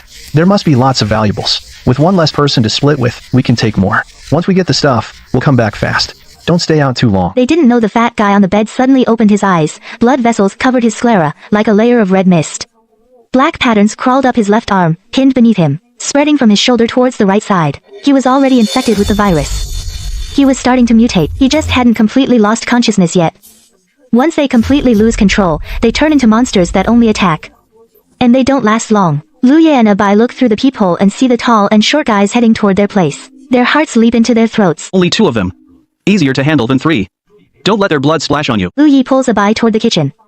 He reaches out and grabs the steel pipe hidden behind the cabinet. His knuckles turn white from gripping it. They both know this isn't the time for a direct confrontation. If they get infected, it's all over. Just as expected, the two men moved around to the kitchen window at the back of the building. The tall one took off his backpack. He lifted the fire extinguisher with a diamond fixed to it over his head, closed his eyes, and swung it hard. With a loud crash, the glass was smashed, leaving a coin-sized hole. They didn't continue smashing. Gripping their shovels, they waited silently for a minute. They heard no movement. The short one peered through the hole. No people, no rabid animals. The interior decoration was quite refined. They'd hit the jackpot. The tall one raised the fire extinguisher again. He smashed downwards along the crack. The sound of shattering glass was piercing. Lu Ye gripped the baseball bat, his palms sweaty. Out of the corner of his eye, he saw Abai crouching beside him. Only one thought filled his mind. I'm not afraid of anything, except failing to protect you, and even more afraid of you getting infected by the virus. Abai seemed to sense his thoughts. She looked up at him, and gave a slight nod. No words were needed. They understood each other perfectly. Survived together. Finally, the kitchen's floor-to-ceiling window was smashed open, creating a hole as tall as a person. The short one remained cautious. He stood in front of the hole for 2 minutes. Only after confirming it was safe did he step inside. He held the shovel with both hands, sinking into a slight horse stance. His muscles were tense like a drawn bow. It was clear he was trained. The tall one followed behind, his eyes fixed intently on the refrigerator, mentally calculating how much food might be inside. Completely unnoticed, there's some unknown black stain on the sole. Just as the short guy was about to reach the fridge, Lu Ye suddenly swung the baseball bat in a wide arc and smashed it toward his head. The short guy reacted quickly. He blocked it with the shovel. The bat hit him on the shoulder. His left arm instantly went numb. The shovel clattered to the floor, but he wasn't slow either. He reversed his grip on the shovel with his right hand and swung. It hit Lu Ye's hand squarely. The baseball bat flew from his grasp. Luckily, Lu Ye dodged fast enough. He avoided the bloodstains on the shovel. Seeing his partner attacked, the tall guy rushed over in a few quick strides. Just as he reached the middle of the kitchen, Abai suddenly lunged from the corner and pinned him to the ground. The two wrestled on the cabinet. In the chaos, they hit a gas valve. No one noticed the hissing sound. Everyone's attention was on the life or death struggle. They were more afraid of being infected by the other's blood. Just then, the mutated fat man, drawn by the noise, charged over. After the tall and short men left, he lost all control of his body. When he saw the black marks on his arm, his mind went blank. He couldn't figure out how he got infected, and lost consciousness. After mutating, he was drawn by the sound. He smashed through the property management office door and charged towards building 2. Now he only attacks living things, and he won't last much longer before he dies. But if he bites you, no matter who you are, you'll get infected. The smell of gas in the kitchen was getting stronger, but the 4 of them were completely unaware. The fat guy immediately locked onto the tall guy, who was sideways to him. He lunged forward, bit down hard on his shoulder, and tore off a chunk of flesh. The tall guy didn't even have time to scream before he went still. In just a few minutes, his corpse would stiffen completely. Seizing the chance, Abai pushed away the short guy, who hadn't reacted yet. He grabbed Lu Ye's hand, and ran towards the living room. Close the kitchen door. Don't let him out. The two rushed into the living room and braced hard against the kitchen door, pressing their ears to the door. They could hear the short guy's screams from inside, and the fat guy's roars. Soon, the fat man's roars weakened. He was dying. But even dead, his corpse carried the virus. Don't touch it. The smell of gas seeped under the door. Lu Yi and Abai exchanged a look. They both saw the relief of survival in each other's eyes. 1 second later, they'd either be bitten and infected by the fat man, or knocked out by the gas. My parents and I finished collecting rainwater on the roof and were about to go downstairs when we suddenly heard screams from Building 7. Dad quickly grabbed the binoculars. His face instantly changed. Oh no. Something's wrong at Building 7. It looks like the 3 from the property office. One of them seems infected with the virus, acting like a rabid animal. I looked closer and saw the kitchen window in Building 7 was shattered. A dark figure swayed inside and soon stopped moving. It was the mutated fat man, dead. Hayfoam suddenly growled towards Building 7. His ears stood straight up. All his fur bristled. He smelled the danger too. Mom gripped my hand tightly. Her voice trembled. Let's go downstairs now. Lock the doors and windows again. Don't get caught by the virus inside. Stay away from Building 7 from now on. We hurried downstairs. We all knew the peaceful days were completely over. The compound now had rabid animals and people infected with the virus. Every step from now on will have to live on edge. The situation in Building 2 is getting worse. Abai just stepped out of the kitchen as Lu Ye stepped into the living room. But just as Lu Ye turned to grab the doorknob to close the door, his ankle was suddenly grabbed. The short guy, though he couldn't get up, clutched desperately at his pant leg. He yanked him back hard, and Lu Ye slammed onto the floor. A sharp pain shot through his back. He looked back and saw the fat guy still chewing on the tall guy's corpse. The tall guy's skin was starting to turn black. He was clearly mutating too. Lu Yi frantically lifted his foot and stomped hard on the short guy's bleeding arm, but the short guy, in pain, wouldn't let go. Abai rushed to help Lu Yi break free. The 3 struggled in the middle of the living room. The hiss of the gas leak was piercingly loud in the chaos. Finally, the short guy's injured arms gave out. Seizing the chance, Lu Yi grabbed Abai and ran for the balcony window. By now, the tall guy had mutated. The fat guy stopped chewing. The 2 monsters were staggering past the kitchen door, less than 2 meters from them. Seeing this, the short guy struggled to get up too. Lu Yi rushed to the balcony first, pushed the window open, and put 1 foot on the windowsill. She suddenly let go of Lu Ye's hand and instead gave a hard push. Lu Yi's center of gravity was already mostly outside the window. Pushed like this, he fell directly into the garden below. Immediately after, Abai used her left hand to desperately brace against the window, trapping the short one who was still leaning on the frame, pinning half his body in between. Seeing that Lu Yi had escaped, the tall one bit the short one's lower back like crazy. She used all her strength to close the window, locking it shut. Lu Ye, having fallen into the garden, got up and saw Abai's action of locking the window. Behind the glass, Abai faced him and gave one last smile. Tears streamed from the corners of her eyes. I saw it clearly through the binoculars. That smile was full of reluctance, but also carried resolve. Goodbye, you brat. Abai's lip movements were clear. I'm sorry. I can't stay with you anymore. A flame shot up. She hurled the lighter at the curtains. The leaking gas acted as an accelerant. The fire spread instantly. Tongues of flame quickly engulfed the entire window, crawling onto the furniture. The mutants were completely unaware, still frantically tearing at their prey. When Lu Yi got up from the ground outside the window, he knew what Abai was going to do. He smashed the window glass with all his might, but it didn't budge. He watched helplessly as Abai fell in the sea of fire, being torn apart by monsters, yet he couldn't even give her a way out. Lu Ye fell back weakly. He had clearly survived, but the light was gone from his eyes. A tear fell onto his knee, dampening his pants. Suddenly, he remembered something. He sprang to his feet and ran towards Building 2's kitchen. There was a window there that had been broken earlier. The firelight reflected off the exterior glass wall, illuminating his running figure. It looked just like him, at 17, running towards the school rooftop for his first date. My parents and I watched from the building, our hearts clenched tight. Just as Lu Yi burst through the kitchen window, a huge explosion sounded. The flames consumed the gas-filled kitchen. The blast shot up into the sky, accompanied by shattering glass. A few seconds later, everything fell silent. The fire gradually died down, leaving only ruins smoking with black fumes. Lu Ye never came out. Haifeng crouched by my feet, letting out a low whimper in his throat, as if mourning this tragic farewell. Turned off the telescope, my heart feeling heavy. Staying alive in this apocalypse is hard enough, staying together is even harder. That explosion didn't just take the monster, it also took away a couple's last hope. After the gas explosion in Building 2 quieted down, I was haunted by nightmares at night. I felt dazed during the day too. At dawn, the sound of chopping came from the kitchen. Dad was using a knife to cut up a whole rack of lamb ribs. The blade slid along the bone seams, but his movements were a bit clumsy. Mom was peeling garlic beside him, preparing the marinade for the ribs. Seeing him struggle to cut it, she couldn't help but complain. You can't even cut lamb ribs properly. And you said it was easy. You're just clumsy. Dad wouldn't admit defeat. I'm the smartest one in this family. This knife is too dull. Mom rolled her eyes. She ignored him after that. Her fingers flew as she peeled the garlic. The garlic skins fell into the bowl, piling up into a small mound. Looking at this family reunion before me, I suddenly remembered that day's explosion again. The loud blast still seemed to echo in my ears. I froze for a moment. Tears I couldn't hold back slid down. Mom and Dad exchanged a glance. They put down what they were holding, wiped their hands on their aprons, came over and patted my shoulder, and drew me into a hug. What's wrong? What happened? It's nothing. I sniffled. My voice was a little hoarse. I was just thinking about those 3 from the property office. They brought it on themselves. Got burned to death, and dragged good people down with them. My parents didn't ask any more questions. They gently patted my back. They knew it wasn't that simple. But right now, any more words weren't as good as this silent comfort. On the morning of the 3rd day, I woke up burning up all over. My head felt heavy, like it was filled with lead. I felt my forehead. It was frighteningly hot. Haifeng wasn't right either. Usually, he'd jump on the bed and nuzzle me at dawn. But today he was curled up in the corner of the bed, his tail drooping. He barely lifted an eyelid when I called him. The tip of his nose was dry and cracked. Mom, Dad, I think I have a fever. Haifeng's not right either. I propped myself up and called out, my voice terribly weak. Mom and Dad rushed into the room. Mom reached out to feel my forehead. Her face instantly changed. You're burning up. Was it the shock from yesterday's explosion? And then you caught a chill? Dad crouched down. He gently touched Haifeng's ear. Haifeng let out a whimper. He nuzzled against Dad's hand. But he didn't have the strength to stand up.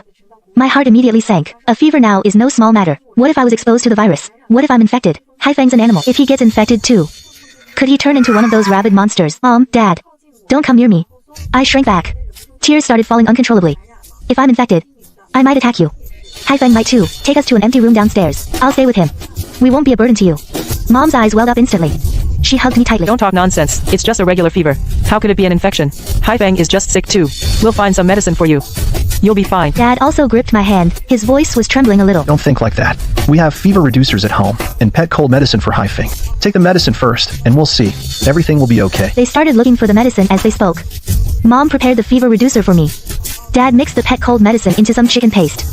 He fed it to Haifeng. Haifeng usually loves chicken paste, but today he only took 2 bites before stopping. He lay on the floor, panting. Seeing him so weak made me even more panicked. When the virus first broke out, we had observed Haifeng. Not only did he show no signs of going berserk or growing larger, he actually became smarter. He understood when I told him to fetch things or close the door. We thought he was fine, and that the virus spread another way. But we never expected that Haifeng would now start having problems, too. For the next few days, I kept running a fever. It would come and go. When my mind was hazy, I always felt like I was turning into one of those irrational people. My parents took turns watching me, trying to cool me down physically. They gave me water, and also had to care for Haifeng. They didn't dare leave me alone for long, afraid something might happen to me. They also feared Haifeng might suddenly show symptoms. Once, when my fever was really high, in my delirium, I heard my mom crying. She said to Dad, If something really happens to our child, what will we do? And Haifeng's like this too. I'm so scared. Dad comforted her. Don't worry. Look, even though the child has a fever, there's no sign of aggression. Haifeng is just weak, and doesn't want to eat. It's definitely not the infection. It's just a regular illness. Hearing their words, my heart felt both sore and warm. In this apocalypse, their biggest concern was still me and Haifeng. Even if they might be in danger themselves, they would never abandon us. Although Haifeng was weak, he always tried to get close to me. One day when I woke up, I saw him lying by my bed, his tail gently brushing the back of my hand, as if comforting me. I reached out and stroked his head. He nuzzled my palm with his nose. His eyes were full of dependence. A week passed like this. My fever finally broke. I was feeling much better too. That morning when I woke up, I saw Haifeng lying by the window, staring out at the balcony. His ears were standing straight up. I called out to him. He immediately turned his head and ran wagging his tail to my bedside. He looked much more energetic than before. That's great. You're finally better. Haifeng's got his energy back too. Mom came in carrying porridge and saw me sitting up. She was so moved she started crying. Sweetie, you rest up now. I'll go outside and pick some vegetables and fruit for you. We need to build up your vitamins. Dad came in smiling too and patted Haifeng's head. Looks like we were worried for nothing. It was just a regular sickness. Just as we were celebrating, I was about to get out of bed when Haifeng suddenly started barking furiously at the air. His barks were rapid and sharp. He kept nudging my hand with his head and pulling me toward the door. I was taken aback. What's wrong, Haifeng? Is there something outside? Dad followed Haifeng's gaze and looked toward the balcony. He frowned. Why is there a black haze in the distant sky? Is the weather changing? I also went to the window. I saw the distant sky with a black mass floating in it. It was murky gray, looking like dark clouds before rain. We didn't pay it much mind. The weather's been abnormal since the apocalypse. Strange cloud formations aren't that odd, but Haifeng barked even more fiercely. He even broke free from my grip and ran toward the door. His claws kept scratching at it, like he was desperate to get out. Something's wrong. Haifeng's never this frantic. Dad's expression changed. Your mom's still on the balcony. Let's go check on her, quick. As we opened the door, we saw Haifeng had already bolted to the stairwell. He was barking wildly toward the balcony. My heart tightened. I sprinted toward the balcony. Just as I reached the stair landing, I saw Mom still picking vegetables in the garden bed. She hadn't noticed at all that the black haze was approaching rapidly. Mom, get inside. I yelled. Haifeng was frantic too. He charged onto the balcony, grabbed Mom's pant leg, and pulled her toward the house. Mom was startled. She was about to ask what was happening when she saw the black haze getting closer. You could faintly hear the sound of flapping wings. That's not black fog. It's a murder of crows. Dad suddenly yelled. That's when I saw it clearly. That black mass wasn't clouds at all. It was a dense swarm of crows. They were flying incredibly fast. Their eyes were blood red. Their wings seemed stained with blood. You could tell they meant trouble. Mom was so scared she ran inside. Haifeng followed right behind her. About 10 minutes passed. The crows saw they couldn't break the glass, and slowly began to disperse. Only then did we finally relax. Mom's back was soaked with cold sweat. Luckily, Haifeng warned us in time. Otherwise, I'd have been in danger today. Dad nodded in agreement. His expression was grave. Those crows must be infected with the virus. It's made them bloodthirsty. We'll have to be more careful going out. After discussing it, we decided to clean the blood off the glass first. Haifeng and I were to keep watch by the window. Mom and Dad put on protective suits, grabbed disinfectant and rags, and carefully wiped the glass. Haifeng crouched beside me, his eyes vigilantly watching outside. He barked now and then, as if to remind us to pay attention to our surroundings. After cleaning the glass, Mom went to the kitchen to get busy. She said she'd make a feast to celebrate our recovery. Later, Dad said thoughtfully, Don't you think Haifeng seems smarter now? He was clearly warning us earlier, and he knew to protect people. I nodded too. Yeah. When I told him to fetch things before, he understood me. Now he can even sense danger. Could it be that Haifeng was infected too, but he's immune, and it actually made him smarter? Mom thought that made sense. When the virus first broke out, we observed him closely, and he showed no symptoms. He's actually becoming more human-like. This time he was sick but didn't turn into a monster. He must be immune to the virus. And it's having a positive effect. The more we thought about it, the more plausible it seemed. Haifeng seemed to understand what we were saying. He rubbed against my leg, wagging his tail. Seeing how lively he was, we were all crying tears of joy. Both Haifeng and I pulled through in the bedroom. He even became our protector. That was probably the luckiest thing. Once I was mostly recovered, my parents started cleaning up the house. They planned to make a good meal to help me and Haifeng recover. Dad went to the fridge and got out some steaks we hadn't eaten. He said he'd grill them for me. Mom was beside him peeling garlic and preparing sauce. Haifeng lay by the kitchen door, watching us busily working. He barked a couple of times, as if cheering us on. After I got better, I had another nightmare. Two dark figures broke into the house. They used some method to get to the top floor.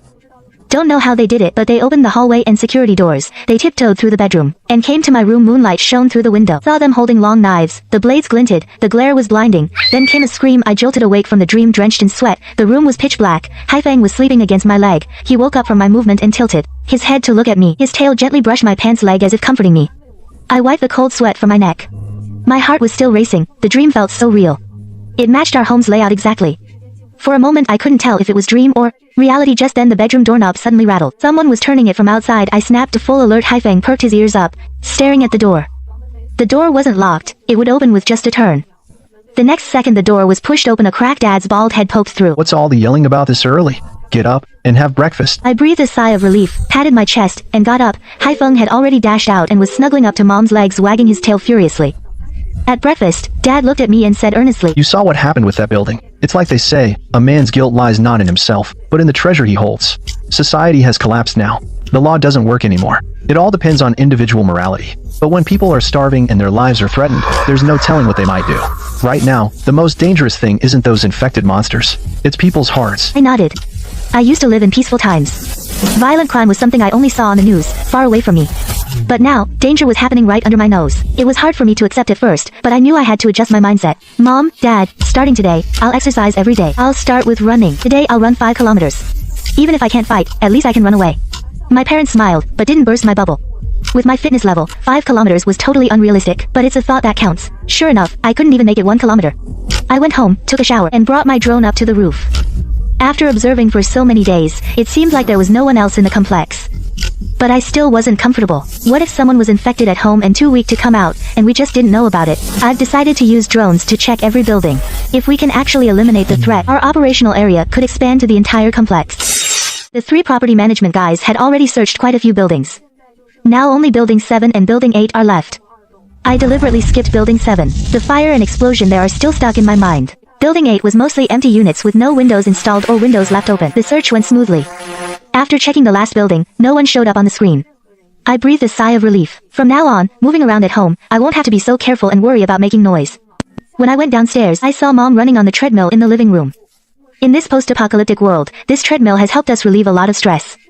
Some exercise lets you temporarily forget the dangers outside. Dad was still by the window, observing with binoculars. He saw me come down and smiled at me. With family by your side, even if the world's turned upside down, you feel secure inside. I know Mom and Dad seem busy with their own things, but they're actually keeping an eye on me. Seeing that I'm doing better, they can finally relax. The steak's been marinating for 2 days. Grilling it today will be delicious. Dad suddenly said, The rooftop has a great view. Let's set up the grill and cook up there. The oven just doesn't give it the same flavor. Mom glared at him. Just 2 days of safety and you're showing off? Can't we just be cautious? Even as she said that, she turned to the kitchen to get the ingredients. That's just how Chinese moms are. They never say what they really mean. They won't express love directly, but they'll support you through actions. We dug out the unopened barbecue grill and found charcoal in the corner. The wind was pretty strong on the rooftop. The charcoal wouldn't light for the longest time, so I just tore down the wooden garden fence and broke the sticks into small pieces for kindling, and so the garden completely lost its original appearance, but nobody cared. The charcoal finally caught fire. Properly. We buried some potatoes and sweet potatoes around the edges. The foil-wrapped steak went on the grill. Fat dripped down and the aroma soon filled the rooftop. Haifeng was playing with cardboard earlier, but when he smelled it he immediately ran over and sat by the grill staring intently at the steak. His tail was wagging so hard it could break the floor. Mom brought out the glass drink dispenser and mixed cola with vodka. She added some lemon and apple slices and plenty of ice. This was my favorite drink in college with my roommates. We always said drinking this would make you feel a whole trash can puking. Never thought I'd get to drink it again. The steak is ready. Mom carves it with a knife and tongs. She sets the bone-in portion aside. That's for Haifeng. The rest is sliced or cubed. Filling up the plate, I take a few sips from the cocktail dispenser. The alcohol rushes to my face. My vision gets a little blurry. For a moment, it's like I'm back. On the day we viewed the new house. At the sales office, I passed by 2 young strangers. Everyone was smiling back then, full of hope for the future. No one expected things to turn out like this. Don't drink too much, you'll get drunk. Dad says with a smile. He isn't drinking. He's holding a thermos. The steam from his tea egg onion tea rises. The orchid fragrance fills the air. Haifeng gnaws on the lamb chop bone, making a crunching sound. Sunlight shines on us, warm and peaceful. In this moment, it's as if all danger has temporarily vanished, leaving only family and the food before us, and the courage to keep living. Mom is organizing supplies in the storeroom. Haifeng crouches beside her. His tail gently sweeps the floor, but his eyes are fixed on the shelf labels. Since he became immune to the virus, he's become more and more human-like. He not only understands complex commands, but also actively helps us out. Haifeng, pass me that box of hardtack from the bottom. As soon as Mom finishes speaking, Haifeng immediately gets up. He uses his nose to push aside the clutter by the box, then carefully uses his front paw, hook onto the box handle, slowly drag it to Mom's feet. The box is a bit heavy. He even adjusts his posture to avoid hitting the glass jar nearby, you know. Before, he'd even knock over toys. But now he's careful like a little butler. I was sitting nearby opening packages. I'd just taken out a new bag of pet treats. Haifeng came over. He nudged my hand with his head. Then he pointed at the pet food label on the shelf. I teased him on purpose. Do you want me to put the treats back? He immediately nodded. His tail wagged even more happily. This guy can actually read category labels, and he knows to help keep things in order. He's even more serious about it than I am. Winter came late to Shinan City this year. It didn't start getting cold until December. There's no snow, but it's a damp, biting cold. The wind feels like little knives on your face. I was leaning by the window, observing Xinghe Square a few kilometers away with binoculars. There were fewer and fewer people inside. Probably only half are left now. That once confident security captain now looks disheveled. His clothes are stained, and he's lost all his former arrogance. That afternoon, I was curled up under the blankets, with a folding table set up to watch shows. Good thing I'd stockpiled a lot of shows before. I had everything from thrillers to comedies. I was holding a warm cup of coconut milk. The coconut scent mixed with the heater's warmth was a little slice of happiness darkness in this apocalypse. Mom was in the living room knitting a sweater. She'd unraveled an old sweater I'd outgrown as a kid. She said she'd make Haifeng 2 warm sweaters. Dad, meanwhile, was in the storage room, banging and clanging away. Who knows what he's tinkering with? I was just at the climax, where the hero turns the tables on the villain. Got so excited, I accidentally bumped my leg against the small table. The table was already unsteady. It instantly tilted. Quickly reached out to steady it, but I was too late. Half a cup of coconut milk spilled all over my laptop. Oh no. Let out a cry of despair. Grabbed the laptop and got off the bed. Shook it vigorously over the floor. I frantically tried to shake the liquid out, but could only watch as static appeared on the screen. Then it slowly started to fade. I rushed to the living room clutching my computer. Mom looked at the dripping computer. She put down her knitting. Why are you always so careless? The computer's broken. See what you'll use to watch your shows now. I had no choice but to take the computer to the storage room to find Dad. He was sitting on a small stool fixing a flashlight. He saw me in this state. Took the computer and dried it off. He flipped it over to look. It's fine. If the screen's not black, it's not serious. We just need to open it up and dry the motherboard. Dad got straight to work. He got a screwdriver and opened the back cover. I squatted nearby watching. Haifeng followed me in. He lay down by Dad's feet. His eyes fixed on the scattered parts, every now and then nudging the screwdriver with his nose, as if reminding Dad not to forget his tools. Mom came in and took a look. She said with a laugh. Even Haifeng's more careful than your dad now. Don't count on him fixing it. Sure enough, after I'd changed positions a dozen times, Dad finally closed up the computer. Wiped his brow like he was sweating. Done. Try it. I quickly pressed the power button. But the screen stayed black. It's completely dead. I looked at the parts scattered nearby. I remembered when the dining room light bulb broke before. Dad volunteered to fix it, but after he was done, all 3 bulbs were out. He just scratched his nose awkwardly. Might be a wiring issue. And now this. The computer won't even turn on after his repair. Probably too much water. The motherboard's fried. Dad scratched his head. It seemed like he'd found a new hobby. For the next few days, he was in the storage room taking apart computers every day. Every time I went to check, there were more parts. Haifeng was with him every day too, helping to sort screws into little boxes. He'd even use his paws to push parts that fell on the floor back to Dad's hand. If it weren't for him, the parts would have been a complete mess by now. I had no choice but to keep Mom company in the living room watching family dramas. They were all about mothers-in-law and daughters-in-law fighting, and meddlesome brothers-in-law causing trouble. We were even watching The Temptation to Go Back. It wasn't until the 5th day that Dad came out holding a small component. Look, the computer's webcam is fine. I took it out. The camera just has one thin wire, and the lens is only as big as a mung bean. Dad plugged the connector he soldered into the phone, and turned on the camera mode. It actually worked. Although the image quality wasn't as clear as before, you could still make out a person's shape. But what's the use of this? I asked, munching on potato chips. Dad was stunned for a moment, but Haifeng suddenly ran to the door, rubbed his head against the hallway door, and then pointed at the camera. He was actually giving us an idea. Dad and I looked at each other, quickly opened the security door, and pushed the camera through the gap between the hallway door and the wall. It was just right to capture the hallway. Plus, the hallway has no windows, so it's very dim. You couldn't spot it from outside at all. Haifeng, you're just too smart. I picked him up and gave him a rub. He wagged his tail proudly, and even tapped the camera with his paw, as if to say it was nothing. The days in the apocalypse were unusually quiet. I gradually started to hear the whooshing of wind across the balcony, the soft sound of leaves falling to the ground, and the hum of the refrigerator running. One morning, the fridge suddenly stopped for a second before starting up again. Dad looked downstairs and saw the streetlights were on. But before I could get my phone to connect to the internet, the power went out again. It lasted less than a second. It's a good sign. It means things are being restored outside, Dad said. That over in the Galaxy Plaza, someone probably saw that brief flash of light too. Maybe it'll give them more courage to keep living. We have more and more quail at home. We get to eat fresh chicken every week.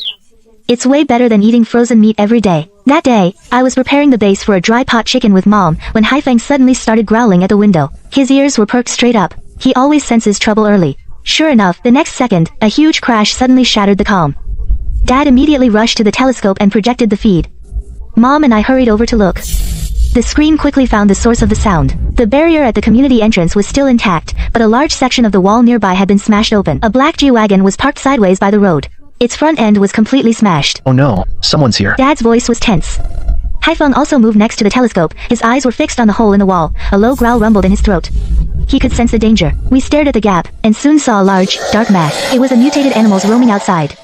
Luckily, the noise was brief and far away. They didn't find a target. They dispersed before long. I breathed a sigh of relief, then turned my attention to the G-Wagon. Whoever's in that car knows the mutated animals have its well. They weren't in a hurry to get out of the car. They waited over 10 minutes before gently pushing the doors open. Their movements were so light they didn't make a sound. After they got out, they first moved the railing by the artificial lake to block the gap in the wall. It wasn't reinforced, but at least it could serve as a warning. These two moved efficiently and worked together seamlessly. There was something about their demeanor that made me uneasy. An indescribable coldness and hardness. They returned to the car, opened the trunk, and shouldered numerous bags. Finally, they actually took out 2 rifles and slung them on their backs. Mom covered her mouth in fright. Dad frowned deeply. They weren't ordinary people. They might have come from some special background. Heifeng also growled at the screen. His tail was stiff and tense. He was clearly very wary of these 2 men. Special background? What kind of special? I realized what I meant as soon as I spoke. Those 2 men had eyes as cold as ice. They had a roguish aura about them. The way they looked at the supplies was exactly like vultures staring at prey on the plains. Greedy and fierce. Carrying their numerous bags, they scanned the residential area. Then they headed straight into the building closest to the artificial lake and didn't come back out. They also casually took the abandoned airdrop package from the green belt with them. Lately, there have been a lot of airdrop packages in the neighborhood. I don't know if no one's picking them up, or if people from outside just don't dare to come near. After all, outside the neighborhood walls, those animals infected with the virus have long lost their way. They wander around a few meters away, slowly forming a loose perimeter. I later found out these 2 were called Lao San and Lao Lu. They weren't real brothers, but became sworn brothers in prison. No one knew their real names. I guess even they themselves had almost forgotten their original surnames. Lao San used to be a rich second-generation kid. His family got rich from mining back home. His father became the local tycoon by running illegal mines. To cover up mining accidents, he often bribed officials and resorted to dirty tricks. Lao San had 2 older sisters. His parents spoiled him rotten. He thought studying was boring, so he dropped out after elementary school. He spent all day in internet cafes with his deadbeat friends, stealing explosives from the mine to go fishing, whistling and making crude remarks at passersby. Because he was generous with money,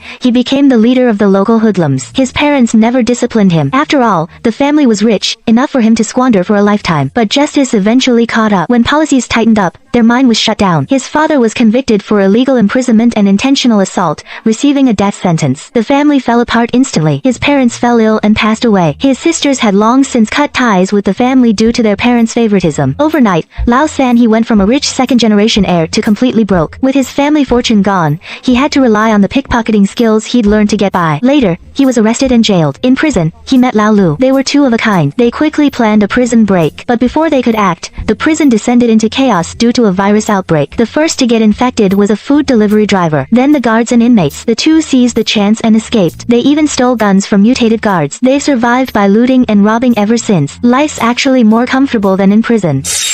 We've struck gold. So many good things. Looks like someone used to live here. Lao Lu looked at the supplies piled up in the property management room. Her eyes lit up. The 3rd child touched the table. His finger was covered in a layer of dust. He glanced at the moldy can in the corner. No one had been there for a long time. Look, no one's picking up the airdrop packages outside. This neighborhood is practically a ghost town. Old 6 has no brains. All along, I've been listening to Old 3. The 2 of them tidied up a bit and then lay down to rest on the bunk bed. And because of the intrusion of these 2 people, our family once again entered the shift observation mode. Fortunately, they entered building 5 and didn't come out much after that, which gave us some relief. We live on the top floor, occupying the high ground advantage, easy to defend, hard to attack. And now they are in the open while we are in the shadows. They won't be able to spot us for a while. That noon I held a bowl of braised pork rice. Sitting cross-legged by the window on the rooftop, I originally wanted to eat a rujiamo. But we 3 Southerners lacked confidence in baking crispy flatbreads, so we simply braised meat to pair with rice, adding half a braised egg and pickled pepper potato shreds, stirred well using chopsticks to push it into the mouth. The savory aroma of the marinade, mixed with the soft and glutinous texture of the rice, 1 bite in pure joy of carbs, take another sip of chilled cola, refreshing and satisfying. I let out a long sigh, glancing at the lively entrance downstairs. The anxiety in my heart eased considerably. Indeed, nothing soothes the soul like good food. Noticed the ice in my glass was almost melted, so I went downstairs to get more ice. When I was halfway down the stairs, I heard my dad slurping his noodles. Dad loves noodles. We ran out of dried noodles, so Mom specially made hand-pulled noodles today. They're chewy and smooth, mixed with sauce and chili oil, and blanched with some greens. He was eating so hard he was sweating, saying how satisfying it was. Mom had already finished eating. She was sitting nearby having some fruit. Our family is way too calm. We're not nervous about those 2 people at all. Shook the ice in my glass. What's the use of being nervous? You can't avoid what's coming. Dad pushed his empty bowl away. He pulled out a half-smoked cigarette from his pocket and lit it again. We didn't stockpile many cigarettes before the apocalypse. Now he has to smoke them by the millimeter. After more than 20 years of smoking, it looks like he'll have to quit. After washing the dishes, I went to the telescope to observe, as usual. Suddenly remembered that I originally bought the telescope to see Wuling Mountain. I adjusted the lens and looked towards the outskirts. After the apocalypse, with no human activity, the air has become much cleaner. I could actually see the outline of the snow-capped mountains, wrapped in a thin mist, faintly visible, like an ink wash slash painting. I suddenly felt a little hopeful. Maybe after this disaster is over, I can go see that mountain with my own eyes. But a few kilometers away, in Galaxy Plaza, the atmosphere was getting more and more tense. When I was observing with the telescope earlier, I saw the people inside secretly preparing tools. It looks like they're planning to go head-to-head with the head of security. The next day, just as the sun was rising, I couldn't wait to set up my telescope. As soon as I looked toward Galaxy Square, I saw chaos inside. The security team that had been throwing their weight around was now surrounded by a dozen tourists. The captain's uniform was torn, and his face was scratched and bleeding. All his previous arrogance was gone. Turns out, late last night, the tourists in the square had finally had enough. In the Spark Zone, a few young tourists secretly organized. They secretly planned their move. While the guards were changing shifts, they struck suddenly. Armed with crowbars and fire extinguishers they'd found in a fire cabinet, they cornered the guards, who were still half asleep, at the storage room door. At first, the captain tried to act tough. You trying to mutiny? You want me to make sure you don't get a single bite to eat? But the only response he got was the angry roar of the crowd. A young man in a jacket stepped forward, pointing a crowbar at him. We've had enough of this. Hand over the supplies, or we'll finish you off today. The security team only had 9 people. Half of them were already injured. They were no match for the United Tourists. After just a few minutes of fighting, 3 guards were pinned to the ground. Seeing the situation turning bad, the captain suddenly changed his attitude. He cupped his hands towards the tourists. Let's talk this out properly. We can share the supplies. Let's negotiate. Don't fight. The tourists exchanged glances. They eased up a little. They didn't actually want to hurt anyone. They just wanted to reclaim the supplies that were rightfully theirs. But who knew, the captain, taking advantage of their lowered guard, suddenly pulled out a utility knife from his back. He stabbed towards the young man closest to him. Look out! An observant older man nearby acted quickly. He shoved the young man aside, but got a deep cut on his own arm. Blood instantly started flowing. The tourists were completely enraged. He dares to ambush us. No more talking with them. Grab them. Several strong, young tourists rushed forward. They pinned the captain down hard. They wrestled the knife from his hand. They twisted his legs behind his back. 2 loud crack sounds were heard. The captain let out a piercing scream. His leg bones were broken. The others weren't idle either. They tied up the remaining security guards, and threw them into the tool room where they previously locked up the administrator. The tourists in the square, though all looked thin and sallow, had frighteningly bright eyes. It was the rekindled hope. After enduring the long night and escaping oppression, I later found out that these dozen or so people survived on occasional airdrop supplies and the forgotten vegetable garden in the square building, barely making it through the harsh winter, encouraging each other until rescue came. But that's all for later. For now, they could finally distribute supplies fairly and live stable lives. Shifting my gaze from the square, I looked toward Building 1. The 2 escaped convicts should still be sleeping, but by midnight I was awakened by rustling sounds. Getting up to look, I found Building 1's lights were actually on. Turns out old 6 woke up when he rolled over and felt something hard under the mattress. Reaching down to feel, he pulled out a notebook. It belonged to the short property manager. He quickly woke up old 3. The 2 started reading it with flashlights. July 26th, old 26. The country. Good harvest yesterday. Fat and tall are too lazy to climb above the 7th floor. I searched alone and found lots of good stuff. Even found several bottles of foreign liquor. Can't read the brand. Tastes bland. Better than nothing. Someone's actually at the door. They buried a gold ring under the floor tiles. These rich people are so strange. I found a few little dresses in the upstairs wardrobe. I wonder if they'd fit my little one. My little one is years old now. Last time I saw him, he could barely walk steadily. His mother is so harsh, she sent him to kindergarten when he was just 1. I wonder if anyone's bullying him. I can only sneak a look at him from outside the kindergarten fence. Maybe it's for the best. It's better than being with a useless father, like me. I wonder how his mother and he are doing now. Once this is all over, and I sell this stuff, it'll be enough for my little one to go to the best elementary school. I wonder if he'll call me Dad then. That family on the top floor is lucky. They have a house, a car, and supplies. Wife and kids are with them.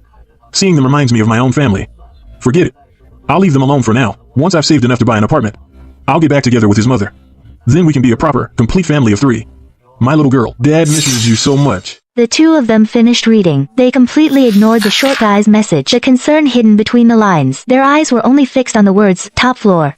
Old 6 raised his flashlight and looked at old 3. He gave a nod. Their intentions couldn't be more obvious. They're after our family supplies. The next few days seemed calm on the surface. We occasionally saw old 3 going to that black G-Wagon to get things, probably taking inventory of the weapons they brought from the prison. The infected animals outside the wall were drawn away by activity elsewhere. They gradually moved off. Their numbers had dwindled a lot, too. I didn't see anything unusual, so I gradually relaxed. Seems these 2 neighbors are behaving themselves. They don't plan to make a move right away. But on the evening of the 7th day, Haifeng suddenly started acting strange. Normally, he'd jump on the bed early and curl up by my feet to sleep. But today, he kept tugging at our pant legs, not letting us enter the bedroom. I thought he wasn't feeling well somewhere. I worriedly patted his head and checked his paws. But once we were in the living room, he was back to normal, wagging his tail, following Mom around. Dad gently scared him with a small stick, telling him to behave. But he bared his teeth and growled, absolutely refusing to let us near the bedroom door. There was no other way. We had to make do on the living room sofa. Mom spread a blanket on the sofa. Dad leaned against one side. I curled up on the other end, and Haifeng nestled in Mom's arms. I was just about to fall asleep when Haifeng in my arms suddenly jumped up and rushed to the security door. He arched his back with all his fur standing on end, baring his teeth with rapid, low growls. His claws kept scratching at the door, leaving white scratch marks all over it. Dad was the first to react. He rolled over the sofa and hurried to the door. He pressed his ear against it, listening carefully. Just as Mom and I started to move closer, he suddenly reached out to stop us. Mom understood immediately. She turned and quietly went to the kitchen. I ran back to my room and grabbed the spear I'd prepared earlier. It was made from a balcony railing and a boning knife. The blade was sharp, and it felt heavy in my hand. When I got back to the living room,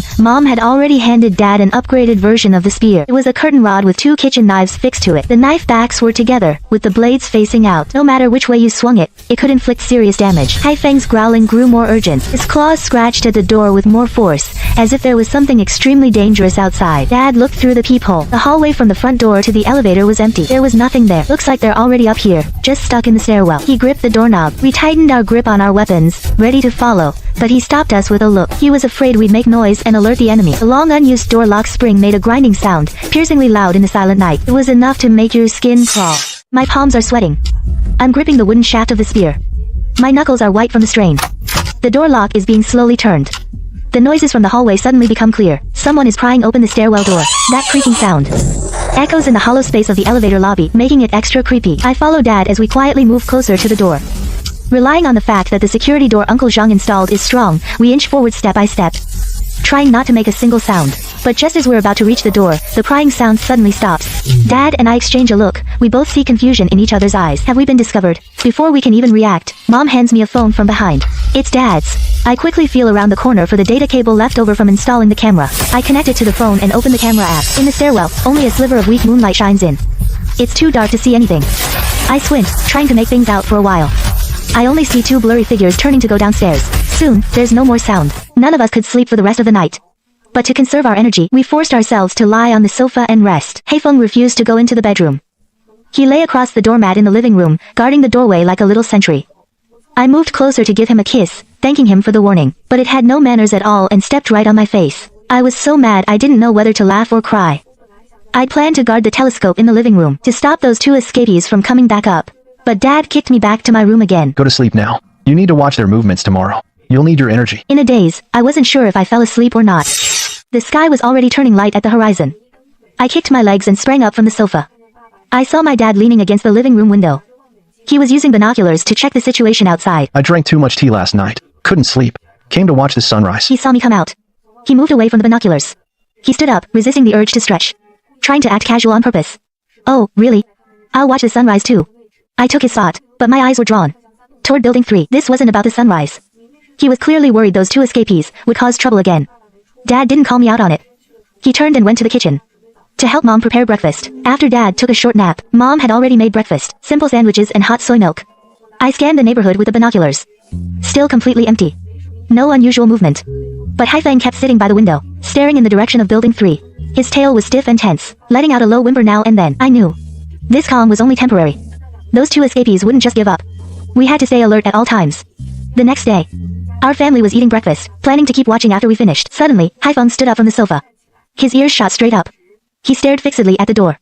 A low growl rumbled in his throat. Its hearing is far more acute than ours. It must have sensed something unusual. I quickly rushed to the telescope. The residential compound ground was empty. There was no movement at all. Where did they come from? My heart sank. Suddenly it hit me. They must have come up through the underground parking garage, but there's no time to worry about that now. Earlier this morning, while Dad was on watch, he had extended the wiring for the hallway camera into our apartment. Now, from inside our security door, we can see what's happening in the stairwell. It's much safer. Haifeng still wanted to lunge and scratch at the door. Mom quickly picked him up. She gently stroked his back to calm him. But he still strained his neck, staring towards the door. On the phone screen, 2 backlit figures soon appeared. Lao Lu's backpack was bulging, ready to burst. Clearly, they were much better prepared this time. A chill crept up the back of my neck. From the start of the infected animal outbreak until now, we've never been this panicked. Even our breathing became rapid. I instinctively grabbed Dad's arm. The muscles in his arm were tensed tight. His body warmth came through his sleeve to my palm. That made me feel a little safer. The 2 men on the screen opened their mouths, saying something. Too bad we couldn't hear it. But there's no need to hear it anyway. Lao Lu took off the thick, army green cloth backpack. That fabric looked like it was stolen from a prison, extremely sturdy. Lao San reached into the bag and pulled out two cylindrical objects tied together. Mom and I couldn't make out what it was. Dad's expression suddenly changed. It's dynamite. My dad worked at a coal yard when he was young. He said this thing was modified from explosives. It can blast through mountains. Dad was confident in the security door Uncle Jean gave us. But he was worried the developer's walls weren't strong. These two idiots, aren't they afraid of burying themselves in the building? Dad shoved the phone into my hands, turned and pulled open the security door. Mom tried to stop him, but only managed to touch his sleeve as he slipped away. She could only watch helplessly as he went out. Through the heavy hallway door, we couldn't hear what Dad was saying to them. We only heard loud banging sounds. They weren't trying to blow the door, they were trying to blast a hole in the wall. I stared at the screen and shouted. Sure enough, Lao San was using a hammer to fix the explosive to the wall. We only found out later that this explosive was modified by Lao San using gunpowder from bullets. Raw materials were scarce along the way, so it wasn't very powerful. Last night they tried to sneak up and ambush us, but were stopped by the security door. They tried for a long time but couldn't open it, so they turned their attention to the wall. As long as they blasted a small hole, they could reach in with a tool and open the hallway door. As for the security door, they didn't even care about it. The first explosive was almost in place. Mom rushed out and pulled Dad back inside. 1 second later would have been too late. The two men outside were very skilled. Lao San had just packed up the things on the ground, and Lao Lu had already lit a match. The two of them turned and ran downstairs. They hid around the corner on the floor below. The next second, a huge boom echoed. It shook the entire building. The explosion shattered the long piece. The blast forced us back a couple of steps. The hallway camera was too close. It was shattered instantly. We'd lost our only visual advantage. The dust slowly settled. Through the slightly open door crack, we could clearly see countless leaf vein-like cracks on the wall, like a giant spider clinging to it. And clinging to our hearts. The infected animals roaming outside the complex, hearing the explosion, surrounded the source of the sound, but they'd lost their minds. They couldn't find the breach in the wall. They just crowded outside the wall near the building. Before the dust had even settled, the two men charged up. They knew one blast wouldn't break the wall. They wanted to act before we could react, and set a second charge quickly. Dad said through gritted teeth. We have to stop them out there, or we're all finished. How? Mom's voice trembled a little. But I suddenly looked at the coffee table. On it sat a drone, always fully charged.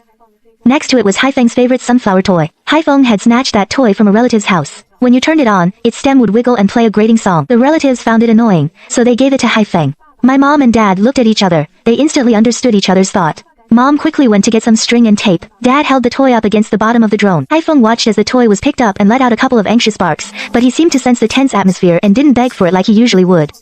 He just lay down obediently by Mom's feet. As soon as the toy was secured, Mom and I grabbed the drone and ran for the rooftop. Suddenly, a loud rumble came from behind us. A second explosion went off. The cracks in the wall spread out even further. The bricks at the center started falling away in small pieces, revealing the reddish brickwork underneath. I didn't dare stop. I sprinted up to the rooftop as fast as I could. Had only one thought in my mind: the wall won't hold much longer. I reached the rooftop. I turned on the toy's switch. A harsh music instantly blared out. It made my already agitated mood even worse. I placed the drone on the ground. I confirmed the connection to my phone. I took a deep breath. The first takeoff was too rushed. The drone crashed straight into the ground. I quickly picked it up to check. Luckily, it wasn't broken. Don't rush, take it slow. I closed my eyes and repeated it twice. When I opened my eyes again, the impatience in them gradually faded. I operated it as I had practiced, as if this wasn't a life or death situation, but just filming scenery on a trip. The drone slowly rose up. It cleared the glass wall, and flew steadily towards the residential compound's wall. The infected animals below heard the music. They became even more frenzied. They crowded towards the source of the sound. I maneuvered the drone and stopped it 2 meters above their heads, then slowly flew it towards the breach in the wall. The infected animals following the music numbered over a dozen. They completely ignored the fence. They squeezed through the breach into the compound. Following the sound, they ran towards the underground garage, then climbed up the building stairwell. Just as they reached the second floor, the third explosion sounded. I was prepared for it. My arm only trembled slightly. The infected animals already in the stairwell were immediately drawn by the explosion. They ignored the music above them and charged upwards like mad. I quickly maneuvered the drone to fly out through the stairwell window, push it to maximum power and climb. He turned and yelled downstairs, "Close the door, now." The drone is still hovering in midair. The sound of spinning propellers comes through the phone's receiver. I stare intently at the live feed on the screen. My fingertips are white from gripping the controller so tightly. I can only pray over and over in my heart that my parents heard my shouts earlier and are prepared in time. This Dahai brand drone really hasn't disappointed. Known in the industry for its durability, even in this post-apocalyptic world, where I use it to transport supplies and scout, its performance is still solid. In just half a minute, the screen clearly shows it clearing the rooftop edge, avoiding the vegetable drying racks, and landing steadily on the concrete platform outside the top floor hallway. Can't bother to tidy up the scattered charging cables and spare batteries. I throw the controller on the ground and immediately rush downstairs. Just as I burst into the living room, I see my parents have already firmly closed the security door. Mom is pressing her ear tightly against the door, keeping her breathing extremely light. Dad is standing beside her, one hand holding the doorknob, the other hand quietly pressed against the security chain on the back of the door. All his muscles are tensed up tightly, like a leopard ready to strike at any moment. I quickly move close to the peephole and look through the round glass. The area of peeling wall plaster in the hallway is larger than before. Luckily we closed it in time, preventing those sharp fragments from flying inside. I finally breathed a sigh of relief. I wiped away the sweat that had dripped into my eyes. The cotton t-shirt on my back was already soaked through with cold sweat. It clung to my skin, feeling sticky and uncomfortable. Mom turned around and pulled me close to her. Then she quickly covered my mouth, signaling me to stay quiet. Hey Feng, who she was holding, also sensed something was wrong. His ears, which were drooping before, instantly stood up straight. His round eyes were fixed on the door, and he let out low whimpers from his throat. Mom was afraid he'd bark and cause trouble, so she gently held his mouth shut. Dad's knuckles turned white from gripping the door handle so tightly. Even the veins on the back of his hand were clearly bulging. He shook his head at us, signaling us to back into the corner of the living room and stay as far from the door as possible. The whole family stood quietly in the corner of the living room. We could only hear each other's breathing and Haifeng's occasional whimpers. That little over a minute felt like an entire century. It was even more nerve-wracking than waiting for my college entrance exam results, staring at that spinning circle on the computer screen. Because back then, it was just about my future, but this time, it was about life and death. Suddenly, there was a heavy thud in the hallway. Then we heard Old 3's hoarse voice. Old 6, did you hear that? Something's coming up. Why is there a buzzing sound? Old 6's voice was full of impatience, but also carried a hint of panic. There's no sound. Stop being so paranoid. Hurry up and set the last of this explosive. Once we blow the wall open, we can get the supplies. Even as he said this, he couldn't help but lean over the stair railing and bend down to look, but in just a second his voice suddenly changed tone, turning into a terrified scream. Infected animals. So many. Fall back. Head to the roof. My parents and I heard it all clearly from inside the room. Our hearts leapt into our throats. Then we heard sounds coming from the stairwell, urgent footsteps, and Old 6, in his panic, missing a step with an oof. He must have been too nervous. His foot slipped, and he fell hard on the steps. Before he could cry out a second time, we heard a chaotic rustling sound like countless claws scraping the ground. Then all the noise stopped abruptly, not even a sound of struggle. Old 3 must have witnessed this horrifying scene. I could almost picture him, scared out of his wits. We heard him throwing something in the stairwell. He must have dropped the explosives he was holding. Then came the sound of him stumbling, running up the stairs. My parents and I quickly closed our eyes and held each other's hands, tightly wishing we could manually suppress even the sound of our own heartbeats. Haifeng struggled a bit in his mother's arms. He tried to lift his head to look toward the door, but his mother gently patted his back, and he obediently settled back down, though the fur on his back was still standing on end. His hind legs trembled slightly. His tail was tucked tightly between his legs. Even when his favorite toy ball rolled to his feet, he had no interest in touching it. The commotion outside gradually quieted down, from chaotic crashing sounds to sporadic roars and growls, until it finally disappeared completely. All that remained was the faint, almost imperceptible sound of wind blowing through the hallway.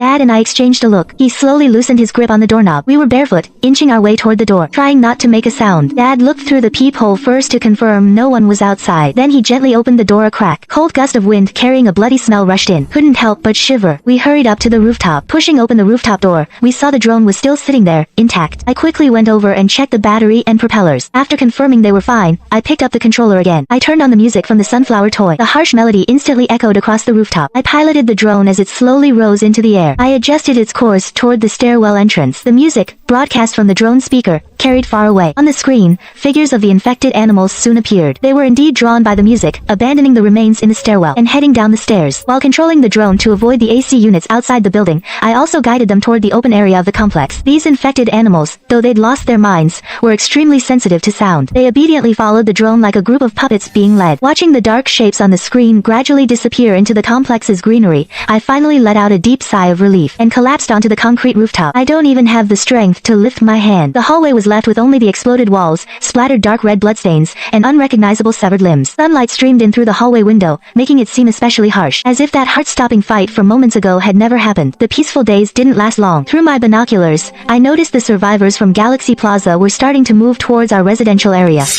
They didn't come in directly.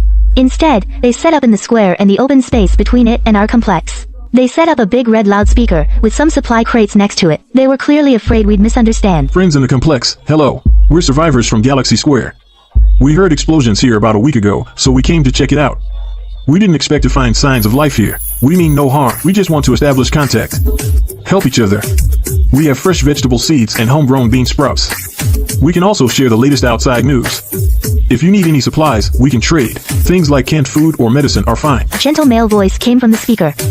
He spoke very clearly, and sounded like a reliable person. My parents and I sat in the living room and discussed it. We decided to observe for a few days first. For the next 3 days, I used binoculars every day to watch the square. These survivors never entered our complex without permission. They just patrolled around the area regularly. They were probably afraid of missing our feedback. The rest of the time, they were busy in the square. In the morning, some people took tools and went to search the surrounding area for supplies. Every time they returned, they'd put whatever they found on the shelves in the center of the square. At noon, people took turns standing guard at the square's entrance. They held homemade spears and vigilantly watched their surroundings. In the afternoon, some people were organizing the airdropped medicine, sorting cold medicine and anti-inflammatories. They even bandaged wounds for the injured. Everyone had their own role. There was no fighting and no arguing. Even the food was distributed equally. The elderly and children could get an extra small portion of fruit. You could tell they were kind-hearted people. Judging by their appearance, they didn't seem like bad people. They seemed quite organized. Mom brushed Haifeng's fur and said, We still have quite a few canned goods stockpiled. Maybe we should try to make contact with them. We might even find out more news from the outside world. Dad nodded. He agreed. We can, but we have to be careful. First, let's airdrop some supplies to them with the drone, and see how they react. If there's no problem, we can slowly build trust. I went into the storage room and picked out a few packs of beef and fruit cans. I also took 2 boxes of anti-inflammatory medicine. Using sturdy nylon rope, I secured them to the drone's hook, and attached a note to it. It said we meant no harm, and hoped to communicate peacefully. I piloted the drone as it slowly ascended, adjusted its altitude, and flew towards the square. When the drone landed in an open area of the square, the survivors didn't rush forward all at once. Instead, one person, a young man in a blue jacket, stepped forward first. After confirming it was safe, he carefully retrieved the supplies. He even waved towards the drone's direction. Another girl wearing glasses then wrote on a piece of paper, "Thank you. We have fresh bean sprouts. We'll send some over next time." She held it up for the drone's camera to see. After that we started using drones regularly to communicate with them. We sent them canned food, medicine, and batteries. In return, they sent us fresh bean sprouts and vegetable seeds. They also wrote messages on paper and sent them over via drone. We learned that most cities across the country had restored order vaccines were being rolled out gradually. We even found out the nearest rescue point to us was at the hospital downtown. Gradually, we became trusted friends. They even invited us to have a meal together at the square, saying they wanted us to try the tomatoes they'd grown. We could clearly feel the apocalypse fading away. One day, our phones actually got a signal. So we told the people at the square to try and get an electronic device so we could chat online more easily. And so, we created a Hope group chat.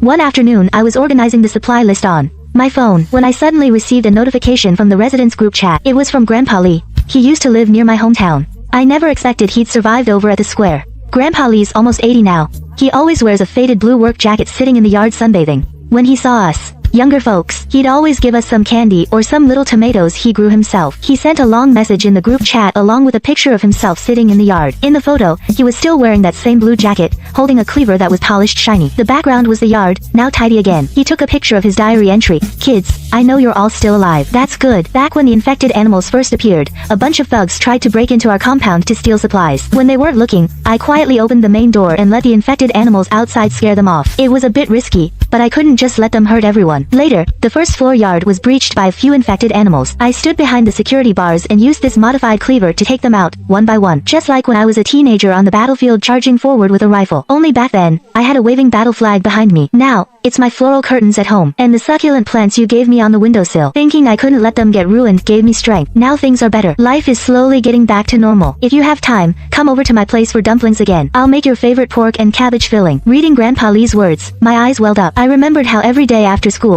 when I passed by his yard, he'd always call me over. He'd give me a freshly boiled tea egg. He even taught Haifeng to stand at attention, saying even a little dog needs discipline. Back then, I thought Grandpa Lee was just an ordinary old man. I never imagined that in a crisis, he'd be so brave. In his own way, he protected everyone in the neighborhood.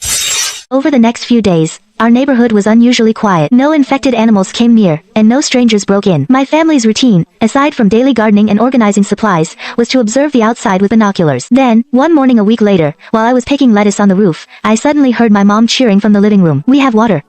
Soon, we had 24/7 water and electricity. Some helicopters appeared over the city, and airdrop packages became more frequent. They contained not just hardtack and canned food, but also fresh tomatoes and cucumbers. A few packages even landed right on our roof. Inside were fresh strawberries and a printed letter. I carefully opened the envelope. The letter inside smelled faintly of ink. It read, "To all citizens, the harsh winter will pass. The sun will surely rise." After a year of nationwide effort, humanity has finally developed an effective vaccine and is gradually reclaiming control of our lives. Starting today, we will deploy teams for final street cleanup operations. conditions. Please try to stay indoors to avoid any remaining infected animals. We thank every one of you who fought to survive in this apocalypse. Your perseverance has given us hope. I read the letter aloud to my parents. The three of us were so excited, we jumped for joy on the rooftop. Heifeng ran in circles with us. He let out a happy bark, no longer afraid of attracting danger. Looking up, the distant snow-capped mountains bathed in the sunrise glowed with a golden light. The air was so clear we could see the snow on the peaks. Even the sky was as blue as a transparent sapphire. This was the first time we'd seen such beauty since the infected animal outbreak. The first time we felt the apocalypse was truly ending. I suddenly thought of Abai and Luye. I wondered if their families had found them. After talking with my parents, we decided to check building 2. First floor. That's where they used to live. We suited up for protection, bringing disinfectant and a shovel. We slowly walked to building 2's entrance. The hallway was clean. Clearly someone had already cleaned it. But when we pushed open the apartment door, the sight before us stung our eyes. The room was burned out. The walls were blackened with soot. Several charred remains lay on the floor. 2 of them were locked in a tight embrace by the window. Their skeletons intertwined, even turned to ash. They hadn't released their hold on each other, as if still protecting one another. We searched the room for a long time. Finally, in the ruins of the bedside table, we found an ID card. It had Abai's photo on it. His smile was right. My parents and I carefully placed their remains into a special container. According to the address on their ID cards, we drove them back to their hometown. It's a small mountain village with beautiful scenery. At the foot of the mountain behind the village, we picked a sunny spot and buried them together. We also planted 2 saplings in front of the grave. One is a cypress tree, hoping they'll keep Abai. Not long after, we received an invitation from the square survivors to join their organized dinner gathering. Social order was gradually being re-established, so that day we felt safe enough to bring Heifeng along with us. The square was filled with tables covered with stir-fried bean sprouts, cucumber salad, and scrambled eggs with tomatoes, and there was even a pot of stewed chicken. They'd found live chickens earlier in the residential complex. Everyone sat together in a circle, sharing their experiences from the apocalypse and talking about future plans. Heifeng moved through the crowd, surrounded by kids feeding him jerky, looking especially happy. Life kept getting better day by day. Water, electricity, and internet were stable, and the infected animals on the streets had been completely cleared out. Survivors gradually returned to their homes and resumed work and studies. The vegetable garden on our rooftop was growing lush and green, and we ate fresh vegetables every day. Heifeng had gained some weight too. Every morning he'd follow me on walks around the complex. When we met familiar neighbors, he'd wag his tail to greet them. Sometimes I'd fly a drone over to Star River Square and watch the survivors planting vegetables and chatting there. Kids ran around playing in the open space, holding newly bought toys. Other times, I'd take Heifeng with me to visit Old Lai in the old neighborhood and listen to his stories from the Korean War, eating his cabbage and pork dumplings. Every time I see these scenes, my heart is filled with emotion. I realize that even in the darkest apocalypse, as long as people trust and help each other, and never give up hope, they will surely see the light again. And those who passed away in the crisis will live on in another way, forever in our hearts, becoming the strength that drives us forward.